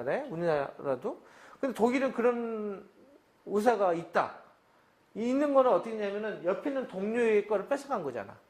어떻게 보면 걔는 끝나요. 의사사에서. 보험의사 자격을 박탈당해. 정부가 박탈하는 게 아니야. 의사가 박탈시켜. 그럼 못 들어와 얘네들은. 그럼 얘네들 못 들어오면 그냥 의사 면허는 있으니까 밖에서 해야 되는데 보험이 안 되는 의사를 해야 돼. 그러니까 굶어 죽죠. 그러니까 의사를 못 하는 거예요. 의사 행위를. 그러니까 그만큼 강력한 규제 수단과 이게 굉장히 강한데 우리는 그게 안 돼 있어요. 그리고 의료법은 원래는 의료법이 상당히 강한데 의료법을 규제에 대한 걸 잘 안 하는 거죠. 보건소라든지 정부가. 하여튼 그런 것들이 이런 의미 때문에 그렇다는 거예요. 의료법을 강하게 하는 이유가 그만큼 권한을 줬기 때문에 사회적 규제를 받아라 이런 겁니다. 그래서 저는 의료법은 굉장히 강화돼야 된다고 생각하는 사람이에요. 대신에 권한을 줄 수밖에 없는 구조인 거고 그리고 대신에 환자에게 대등한 권한을 쓰는 옆에 지원할 수 있는 지원 체계 환자가 문제가 발생했을 때 도와줄 수 있는 지원 시스템들 별도로 가져야 되는 거죠. 병원 현장에서는 할 수가 없어요. 그리고 접근할 수 있는 외부에서 접근할 수 있는 강력한 규제를 갖고 있어야 되는 거죠. 그렇죠? 이런 방식으로 해야지 이런 대등한 의사관계 형성이 불가능한 상황들을 극복할 수가 있다. 예측 불가능해. 언제 발생할지 몰라요. 암이 언제 발생할지 모르잖아요. 그렇죠? 외부 효과는 이제 예를 들어서 이제 전염병이 많이 드는데 우리가 에볼라 있으면 에볼라 격리 조치한단 말이에요. 20몇 일간 격리한다 얘기하잖아요. 에볼라 바이러스에 의심되는 사람이 격리 조치 안 하고 나온다 그러면 어떻게 되겠어요? 사스에 의심된 사람이 격리 조치를 시켰는데 격리를 정부 당국이 나는 내 선택이야. 내 자유야. 치료받고 안 받는 거는. 그래서 집을 병원에 격리 안 당하고 집에서 치료받겠다고 집을 가. 그러면 됩니까? 안 됩니까? 안 되겠죠. 그렇죠? 왜? 개인의 선택이 다른 사람의 보건의료 건강에 영향을 미치는 거잖아요. 그걸 외부 효과라는 표현을 쓰거든요. 그리고 재정이 한정되어 있는 한 사람이 예를 들어서 엄청나게 쓸데없는 의료 서비스를 많이 한다. 내지는 공급자가 잘못된 서비스를 많이 제공한다. 그러면 그게 다른 사람의 재원을 뺏는 거예요. 서비스. 그게 다 외부 효과거든요. 그래서 그런 부분도 굉장히 크다 이거죠. 그러면 그게 다른 부분들은 영향이 크지 않을지 모르겠지만 이 건강 문제에 있어서는 보건의료 문제에서는 결국은 서비스를 못 받는 사람이 발생하기 때문에 이런 문제가 일반적인 시장에서 그냥 맡겨서는 해결이 안 된다 이거예요. 그래서 자본주의적인 시스템을 갖춘 대부분의 나라들도 의료 부분들은 국가 개입을 강화시킨 이유가 여기에 있는 겁니다. 이게 이제 일반적인 자본주의 국가에 있어서의 시장 개입을 강화시켜야 되는 이유인 거고 두 번째는 아까 말씀드린 것처럼 보건의료라는 것은 기본적으로 권리다. 권리라는 측면도 있기 때문에 권리라는 것은 자, 투표권이라는 것은 두 표가 있는 게 아니죠. 2대1이 아니잖아요. 모든 사람이 단일한 한 표씩 행사하는 거 아니겠습니까? 그럼 모든 사람은 보건의료를 동등하게 접근할 권리. 더 나가면 모든 사람의 건강 수준이 똑같을 수는 없겠지만 가급적이면은 그 차이가 줄어드는 방향으로 가야 될 그런 권리가 있는 거예요. 최소한 보건의료 서비스 동등하게 접근할 권리, 그리고 좀 더 필요가 높은 사람이 더 많이 받을 권리가 있는 겁니다. 그렇죠? 예. 서비스 필요에 따라서 서비스를 받는 게 권리이기 때문에. 예? 그렇죠? 투표권은 필요는 똥이 한 표씩이잖아. 어떤 사람이 두 표의 필요가 있는 건 아니니까. 필요에 따라서 더 서비스를 더 많이 받을 권리가 있다는 얘기죠. 근데 그런 측면을 봤을 때 우리 사회가 동등한 권리를 갖고 있느냐? 그렇지 않은 거죠. 앞서 말씀드렸잖아요. 가난한 사람은 암 환자도 병원 서비스, 대학병원 서비스 이용하지 못한다 이거예요. 왜? 가격 때문에. 그리고 접근성 때문에 그럴 수 있어요. 지역적 접근성. 아까 불균형 말씀드렸죠? 지역에 있는 사람이 좋은 서비스를 받지 못할 가능성이 높단 말이에요. 왜? 거기에 구매력이 떨어진다고 종합병원이 생기지 않는다 이거예요. 그렇죠? 그렇다면 두 가지 문제. 자본주의적인 시장 경제의 실패한 측면들 때문에서도 지역에 수요는 많지 않아도 사람은 적어도 종합병원을 기본적인 종합병원 정도 서비스를 기본적인 필수적인 서비스다. 우리나라 사람이란다. 우리 사회 구성이라면 이런 정도는 반드시 받아야 된다라는 사회적인 합의가 존재한다면 수요가 많든 적든 간에 종합병원이 최소한 일정한 지역 규모에 존재해야 되겠죠. 그렇죠? 저는 그렇게 생각해요. 근데 이게 지금 시장이라는 논리가 지배적이기 때문에 이거는 적자가 발생할 수밖에 없고, 그렇죠? 들어온 사람이 일단 없잖아요. 그러면 들어온 사람이 없으니까 당연히 정부가 그거를 지어야 되는데 정부도 시장의 논리가 작동하는 거예요. 그럼 적자가 발생하는데 이걸 어떻게 해야 되느냐? 이런 게 존재하는 거죠. 그러면 규모를 작게 한다? 그럼 작게 하면 서비스가 제대로 안 되는 거죠. 인력도 적어지고 다 적어지기 때문에. 자, 이런 이제 문제가 발생하는 겁니다. 그래서 저는 이런 시장 실패라는 측면들 때문에도 이제 그런 지역에 들어와야 되는 건 당연한 거고, 두 번째로는 권리라는 측면을 봐서라도 수요와 상관없이 기본적인 서비스는 제공돼야 될 권리가 있기 때문에 당연히 최소한 지역 거점 병원들은 지역별로 있어야 된다. 저는 그렇게 생각합니다. 그래서 그런 논리 때문에 예전에 무상의료 할 때 공공병원 30% 뭐 이런 얘기를 했어요. 최소한 공공병원이 아니더라도 민간병원이 들어온다 하더라도 민간병원에 정부 지원이 들어와야 된다는 거죠. 그래서 실제 그런 병원이 운영될 수 있는 상황이 되도록 만들어줘야 된다. 그래서 생협이든 어떤 지역사회든 간에 민간병원이 만들어진다면 정부가 지원을 해줘야 된다. 어쨌든 이제 그런 것들이 이제 시장 실패인데, 시장 실패인 상황에도 불구하고 자꾸 시장으로 하려니까 과잉 공급, 과소공급이 혼재되는 거죠. 과잉 공급이라는 것은 결국 과소공급 뭔지 아시겠죠? 돈이 안 되는 데는 공급이 안 돼. 돈이 되는 데는 구매력이 있으니까 필요 이상으로 막 공급된단 말이에요. 막 그냥 의료기관도 엄청나게 지어지고, 그리고 경쟁이 격화되다 보니까 뭡니까? 이윤을 창출해야 되니까 필요 없는 서비스를 자꾸 과잉으로 제공하는 거죠. 경쟁시가 무분별한 진료 강도가 강화되고, 그렇죠? 앞서 제가 쉬는 시간에 얘기했지만 삼성병원과 지방의료원, 삼성병원, 길병원 이를 보면은 동일한 환자에 대한 진료 강도가 달라요. 1대 2대 3 정도 될 거예요. 지방의료원에서 거의 3배 정도의 동일한 환자임에도 불구하고 삼성병원은 3배 정도 진료 강도를 갖고 있다. 그러니까 엄청난 돈을 버는 거죠. 그렇죠? 왜 삼성병원이 그렇게 많은 매출을 올리느냐? 그거는 삼성병원의 환자가 중증도가 높아서 그것도 이유는 있지만 그거보다는 진료 강도가 강하기 때문이에요. 그래서 필요도 없는 검사를 그냥 그걸 배터리라고 표현을 쓰는데 막 찍어대는 거예요. 그래서 들어와서 삼성병원에서 내가 한 1,000만 원 정도 쓰고 나와야지에 대해서 어느 누구도 문제제기 안 하잖아요. 그렇죠? 동네의원에서 촌방하면 저기 도둑놈 아니야 이렇게 생각하지만 그게 우리 사회가 갖고 있는 잘못된 그런 문화적인 것도 있고 그걸 이용하는 거예요, 재벌들이. 그런 식으로. 환자 부실 심한 의료 전달체가 붕괴되고 있는 게 이제 붕괴되는 거죠. 이제 단순 고혈압 환자가 서울대 삼성병원 간다. 그거를 강화시키는 게 민간 중심의 소유 지배구조. 개인 및 재벌 자본이 소유와 지배하고 있다 보니까 문의는 비영리 법인, 삼성병원이 복지법인이에요. 사회복지법인. 그거 아셨어요? 삼성병원이 그냥 의료법인도 아니에요. 삼성 사회복지법인인가 그래요. 어? 그래요. 해보죠. 세금 혜택 같은 거 받습니까? 그렇죠. 면세죠. 상당 부분이 세금 혜택을 받죠. 일부 세금 혜택 못 받는 것도 있긴 해요. 있지만 상당히 많은 감면치를 받는다는 거예요. 그래서 예를 들어 세브란스가 세금 감면을 안 받고 있잖아요. 영리병원으로 한번 추진해보려고 했다더라고요. 세브란스가. 근데 그 세금 감면을 못 받는 게 너무 커서 실제 그런 거를 중도에 포기했다는 설도 있어요. 썰인데 워낙 커니까 거의 뭐 200억인가 300억 단위로 세금 감면을 받고 있다.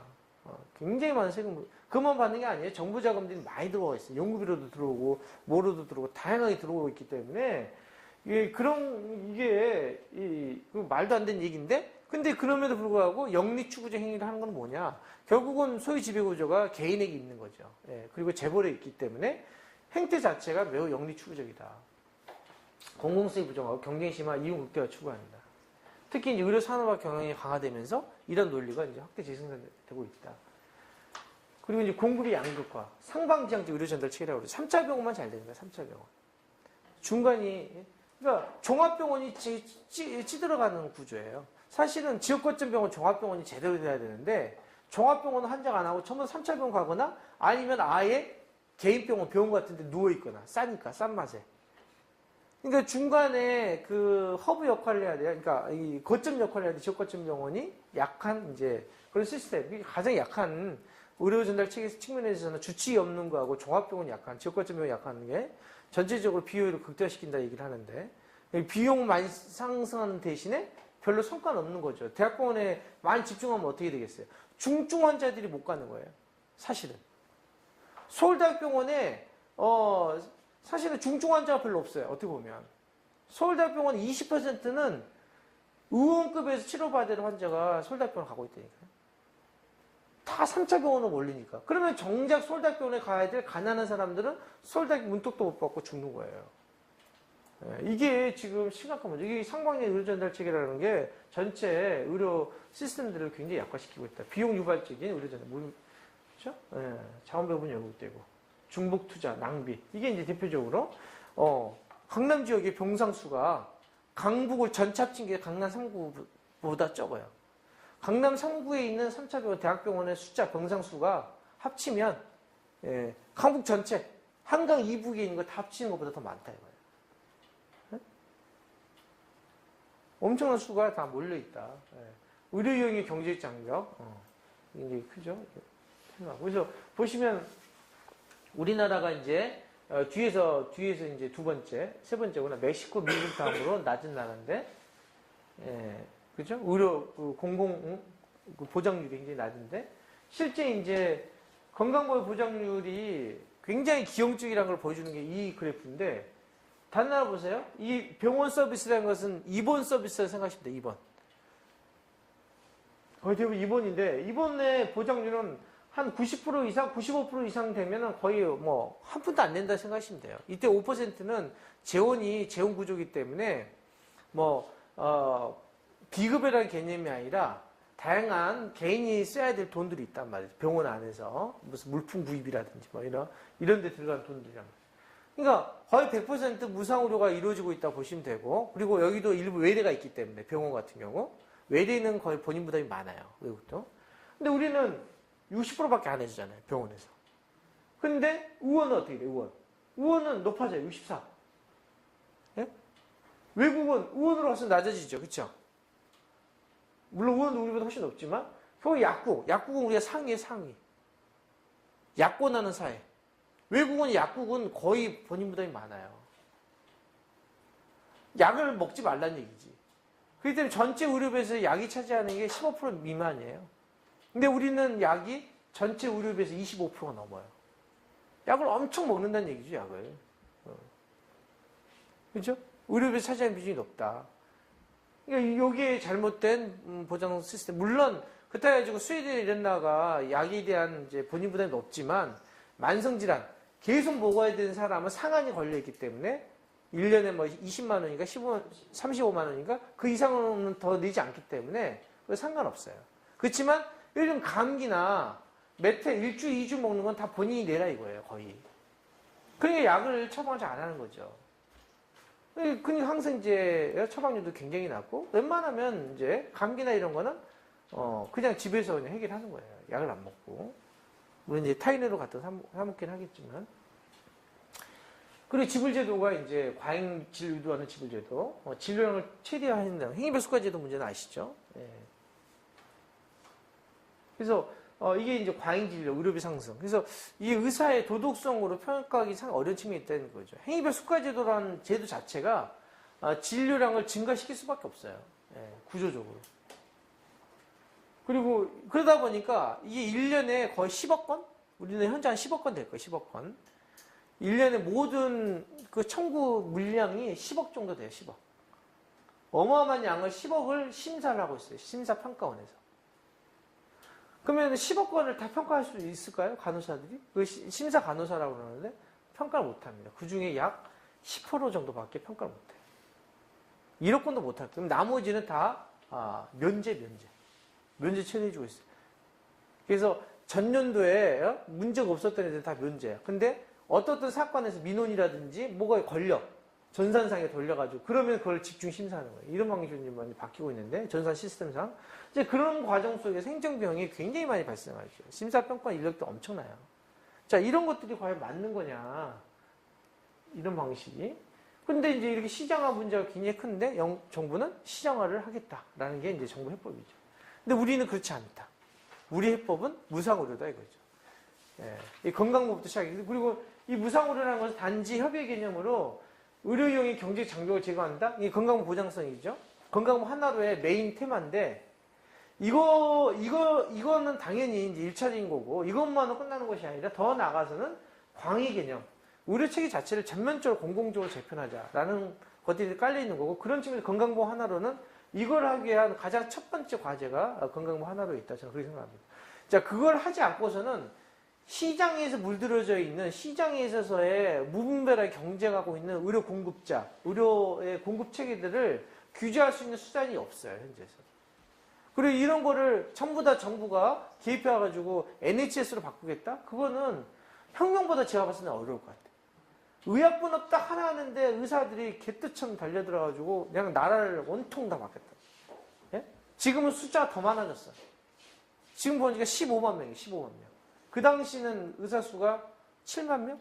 네, 7만 명에서 나라가 온통 됐는데 15만 명. 지금 의사들은 더 전투적이에요.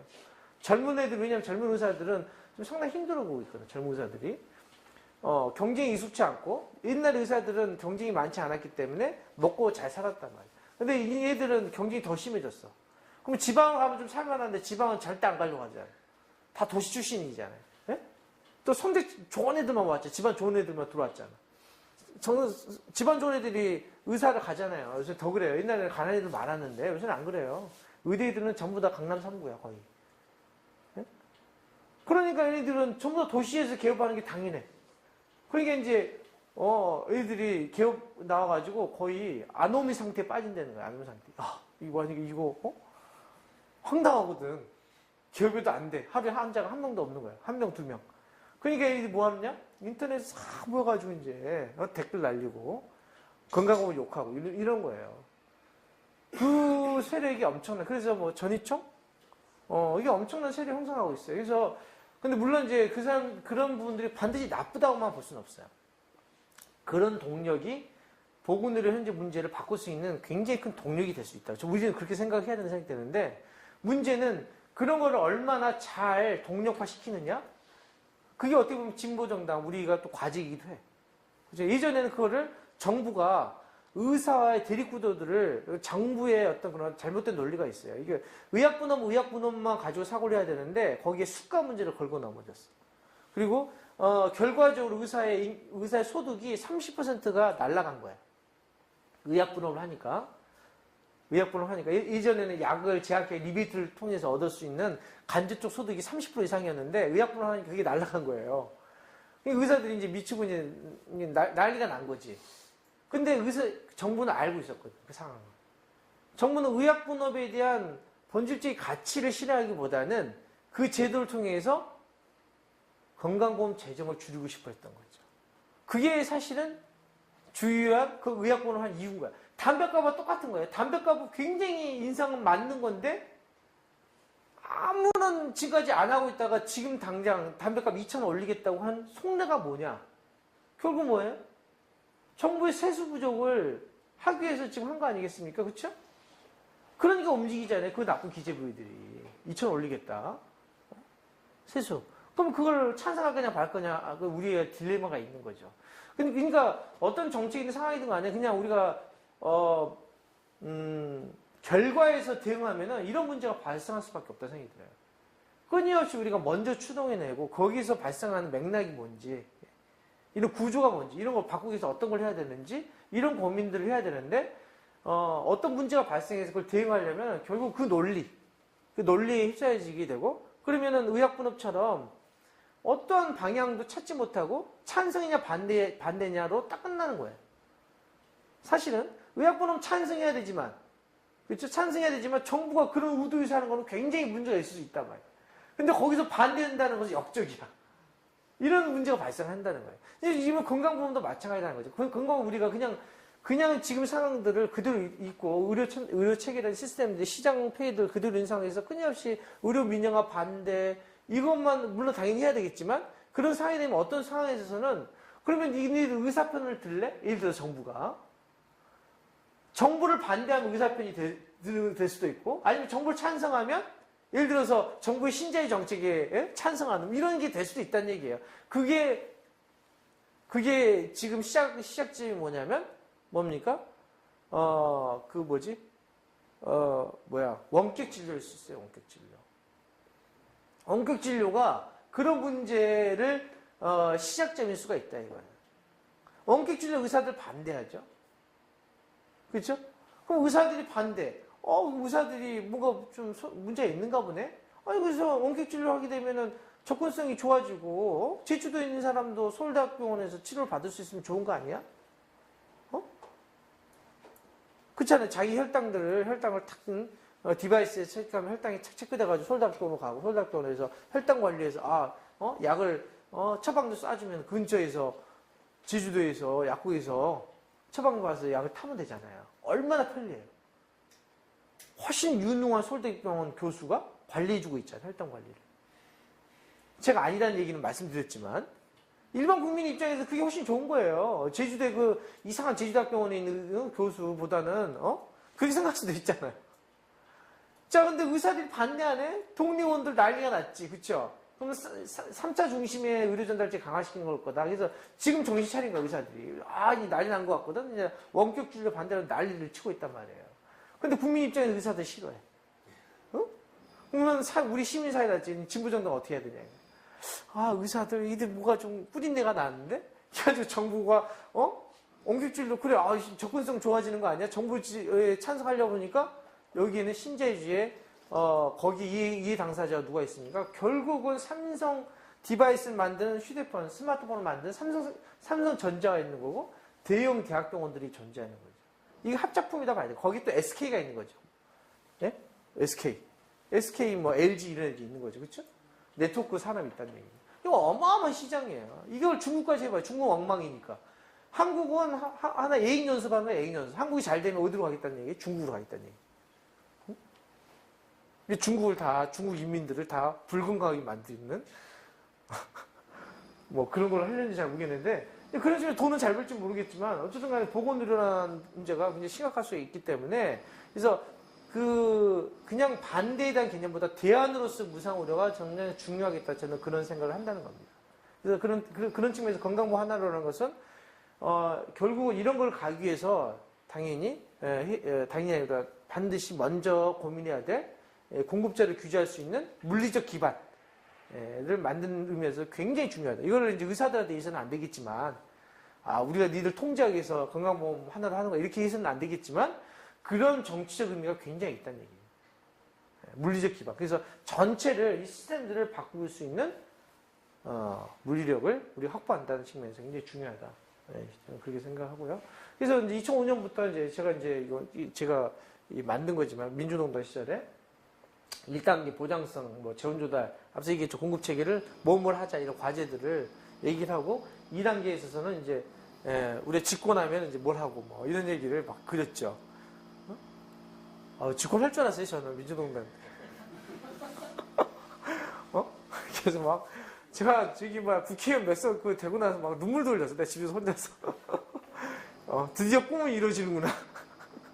이루어지기는 이런 생각 안 되는데. 그래서 3단계, 그래서 4단계 되면 정말 좋은 세상이 올 거다. 그래서 죽어라 보고서 쓰고 이 국회에서 이제 국회에서 보고서도 나왔어요. 의원이 많으니까 국회 보고서도 돈 받아서 한 거예요. 이 연구가요. 처음으로 최초 연구입니다. 진보 정당이 국회 돈 받아서 한 최초 연구. 이게 이 보고서. 제가 수행을 했었고, 그래서 이게 이제 하나로로 연결된 거죠. 하나로 운동. 그래서 하나로 운동은 그런 의미가 있다. 그래서 하나로 자체에서 비판하는 얘기, 아니 보건의료 의료 공공성 문제를 전면적으로 얘기해야지. 지금 건강보험만 얘기해도 되는 거냐 이런 얘기를 하는데 그거는 이 전체 컨텍스트를 모른다는 얘기예요. 제가 봤을 때는. 공공성, 예를 들면 공공병원 늘린다 해가지고 늘려지지도 않는데 그래서 전체 시스템을 바꿀 수가 없어요.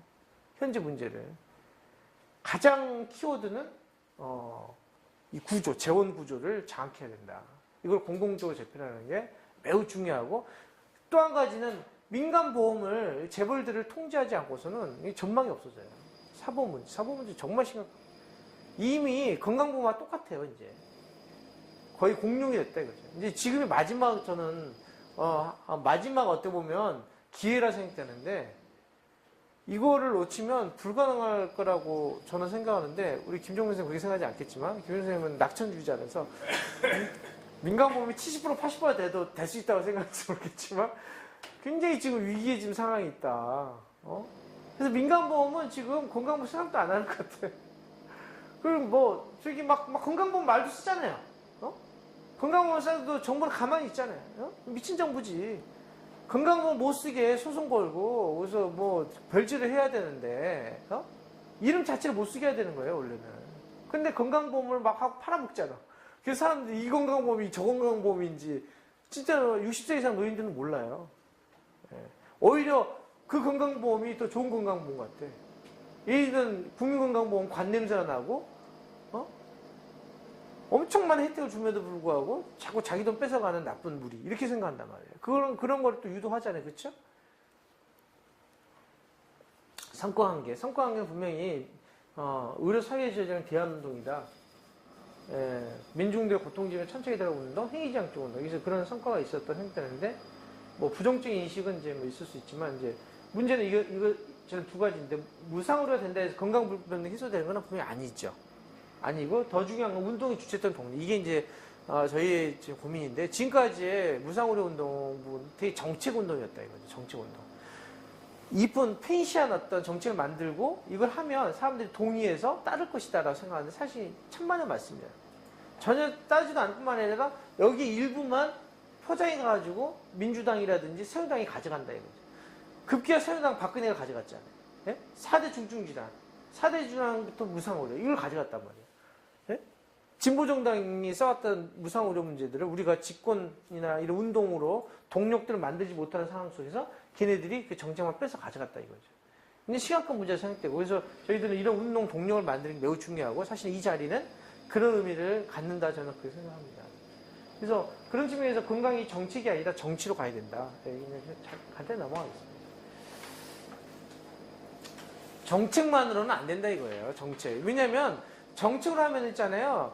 이미 기득권 세력이 정책 구조를 다 장악하고 있다고 보시면 돼요. 가난하거나 힘없는 사람, 사실 환자, 취약계층에 있어서 정책을 대변하는 사람은 없다. 건강도 마찬가지예요. 예를 들어서 정신보건법 문제, 정신보건, 정신질환자의 문제가 심각하다는 사회문제가 되잖아요. 그렇죠? 그렇죠? 추적에서 나오고 막 그런 거예요. 정신질환자 인권 문제죠, 인권? 인권 문제 나와가지고 이제 법이 만들어져요. 그러면 법이 만들어지고 법이 실제적으로 집행되면 그 법이 어떻게 만들어지느냐? 정신질환자 인권은 없어지고 정신병원의 수가 문제로 결정이 되는 거예요. 수가를 어떻게 만들 거냐? 그럼 이해하시겠어요? 굉장히 큰 문제예요. 그리고 예를 들어서 희귀질환자 문제가 커지잖아요? 희귀질환자에 대한 인권 문제, 희귀질환자 문제를 해결해야 되겠다. 보장성 문제. 물론 이제 그게 요새 좀 나아지긴 했지만, 근데 결과적으로 뭐가 되느냐? 제약회사가 반기는 거예요. 희귀질환자 전체 건강보장을 어떻게 할 거냐? 이런 것으로 고민되는 것이 아니라, 비급여가 되는 약제를 해주냐, 마느냐. 이거가 쟁점이 되는 거예요. 그러면 비급여 약제 해주는 거 일부가 들어와. 비싼 약. 전체 희귀질환자 보장에서 큰 차이가 없어지는데, 일부 희귀질환자에 해당되는 약제가 비싼 약이 들어와요. 왜 들어오겠습니까? 다국적 제약회사가 있는 거예요. 거의 이해관계가 있는, 예. 거기에 로비가 또 엄청 들어가는 거죠. 그럼 물론 저기 다국적 제약회사가 저 희귀난증 질환 관련된 정부 정책 연구를 많이 했는데, 보고서를 많이 썼어요. 했더니, 어느 날 다국적 제약회사가 강의를 해달라더라고. 우리나라 희귀질환자 정책에 대해서 어떻게 해야 되냐. 그래서 또 돈 준다니까 가서 했지. 가서 하면서 이제 정책이 전반적으로 바뀌어야 된다 얘기를 했더니, 걔는 관심이 그게 아니야. 비급여에 대한 약제를 어떻게 하면 좋겠냐 해서. 그래서 저는 안 된다고 그랬어요. 건강보험의 일반적 수가 급여, 약제 원리가 있기 때문에, 아니, 효과성이 입증이 안 된 거를 막 해줄 수는 없다는 얘기. 그리고 약 가격 자체가 너무 비싼 약도 있단 말이에요. 그러면 니네들이 약가를 내려야 된다. 자, 그러면 그거가 니네들이 환자가 정말 걱정이 되면 외국은 기금을 설치하거든요. 펀딩을 조성해가지고 민간 펀딩을 조성해가지고 그 펀딩으로 공급하는 거가 있기 때문에 그 펀딩 조성한 거는 바람직한 방향이다. 그런 걸 해라. 그래서 그런 의사는 있대. 근데 말만 의사가 있는 거고 핵심은 건강보험에서 약을 인정해 줄 거냐 말 거냐가 핵심적인 관심사라. 어마어마한 돈이기 때문에. 자, 제가 말씀드린 것은 그만큼 정책으로 뭔가 하려는 것은 정책 참여가 균열되어 있고 결국은 갈등들이 존재하고 지배 권력, 지배의 집단들은 특정 어떤 정책 세력들, 교수를 통한 광범위한 정책 우위에 있다는 얘기죠. 그러면 가난하고 힘없거나 불건강 상태에 있는 사람들은 보장할 방법이 없다. 그래서 건강불평등을 심화시키는 정책이 나온다 이거예요. 건강불평등을 완화시키는 것이 아니라 심화시켜요. 대표적으로 보건소가 건강불평등을 완화시킬 것 같잖아요. 보건소는 건강불평등을 심화시키는 정책을 하고 있는 거예요, 지금. 그건 무슨 얘기냐. 보건소의 서비스 내용이 전부 다 내소 사업이에요. 거의 대부분 내소. 요새. 그리고 보건소의 그 구청장이 나쁜 놈이 있어서 내소를 많이 해. 보건소에 내소하라고 뭐 한방이나 무슨 CT도 갖다 놓고 그런 미친 보건소들이 있단 말이에요. 보건소에. 군수가, 구청장이 돈을 쏟아붓지. 그렇게 되면은 진료만 해, 보건소가. 진료하면 반경 500m에 살만한 사람만 보건소 이용하는 거예요. 정작 보건소가 해야 될 사람은 오지 못하는 사람, 지역, 가난한 사람. 그걸 아웃리치 프로그램이라고 그러는데 나가야 된다, 현장에. 그런 프로그램을 못 하는 거예요. 그래서 그래서 참여가 왜 중요하냐면 보건소에 참여를 하지 않으면 건강불평등이 악화된다니까. 가만히 있으면 악화되는 거예요. 근데 그런 부분들이 과연 정책으로 해결되냐. 그 정책 결정한 거는 전부 다 중앙정부나 시도나 이해 집단에 따라서 결정이 되기 때문에 그런 식의 문제가 계속 발생한다. 그래서 이미 시민사회가 균열되어 있고, 이 건강 문제에서도 균열이 발생하는 상황 속에서 그러면은 우리가 불평등 문제 해결하고, 건강 불평등 해결하고, 또 의료의 접근성 해결하고, 전체 국민들의, 전체 사회 구성원의 건강 불평등, 이제 의료 보장을 해결하기 위해서 어떻게 해야 되느냐. 정책만으로 가능하겠냐 이거죠. 결국 정책은 전체 사회 구성원의 이해가 대변되는 것이 아니라 일부 제약회사나 보험회사 이해가 대변되는 방식으로 굴절된다 이거예요. 그러면 결국은 정치다 이거죠, 정치. 그런 측면에서 학자가 정책을 생산해서 되는 것이 아니라 제가 학자들 굉장히 많이 비판하는데 너희들이 정치 생산한다고 과연 그게 되냐 이거예요. 민주당과 새누리당이 이용하고 굴절되고 결국 이 집단에 실현되는 거 아니냐. 결국 뭘 해야 되느냐? 정치해야 된다 이거죠. 진보 정치. 예? 정의당에 들어와서 해라. 근데 정의당도 정책을 해서 안 된다는 거죠. 실제 우리가 정치를 해야 되는 이유가 시민사회에서 그런 문제들을 사회에서 문제들에게 알려나가고 조직하고 그리고 우리의 그런 문제를 대변할 수 있는 세상. 왜냐하면 정의당도 당연한 이해가 있는 게 아니란 말이죠. 환경을 위해서 들어온 사람도 있고 건강에 대한 이해를 들어온 사람도 있고 노동도 있고 다 있지 않습니까? 그럼 건강 불평등에 대해서 우리가 고민하고 갈등하고 이 문제의식 가진 사람들이 먼저 그걸 가진 사람들을 조직한 속에서 이런 사람들을 대변하고 그리고 그런 대변대 힘을 가지고 국회에 들어가야 된다 이거죠. 지방회의도 들어가고 국회도 들어가고 그리고 그런 걸 가지고 실제 세상을 바꿔야 된다. 저는 그렇게 생각합니다. 그래서 여기 계신 분들이 보건의료, 건강을 가지고 의원도 되고, 국회도 들어가고, 시의회도 들어가고, 도의회도 들어가셔야 된다. 저는 그렇게 생각합니다. 그래서 이제 건강 정치가 중요하다. 그래서 그런 정치를 통해서 결국은 이런 세상을 한번 달성해보자. 보건의료뿐만 아니라 건강까지 발전하는 지방이 중요하겠죠. 인권에 기초한 평등주의라든지 한번 그런 개념을 써봤는데 모든 사회 구성의 적정한 건강권을 보장하는 이런 근본적 가치를 가져야 된다. 그리고 미래는 결국 우리가 궁극적으로 도달된 상 한번 이런 걸 한번 써봤습니다. 그래서 우리 사회 모든 구성원이 우리 사회가 실현 가능한 최고의 건강 수준을 평등하게 누리고 건강이 모든 사회 구성의 기본적인 인권을 보장되며 사회 경제적 위치에 따라 건강 차이가 이거에 뭐 반대하는 사람도 있긴 하던데 국민 국가 수준으로 줄어드는 사회. 예를 들어서 이런 목표들을 실현하기 위해서 우리가 운동을 해야 된다. 그러기 위해서는 정치 권력을 잡아야 된다는 거죠. 실제 지역에서 중앙에서 실제 우리 대표단들이 정의당 이름으로 참가를 하고 그래서 이런 게 정책에 반영될 수 있도록 수정을 해야 된다. 우리가 지역 차원에서도 그런 운동을 해야 된다 생각을 하고요.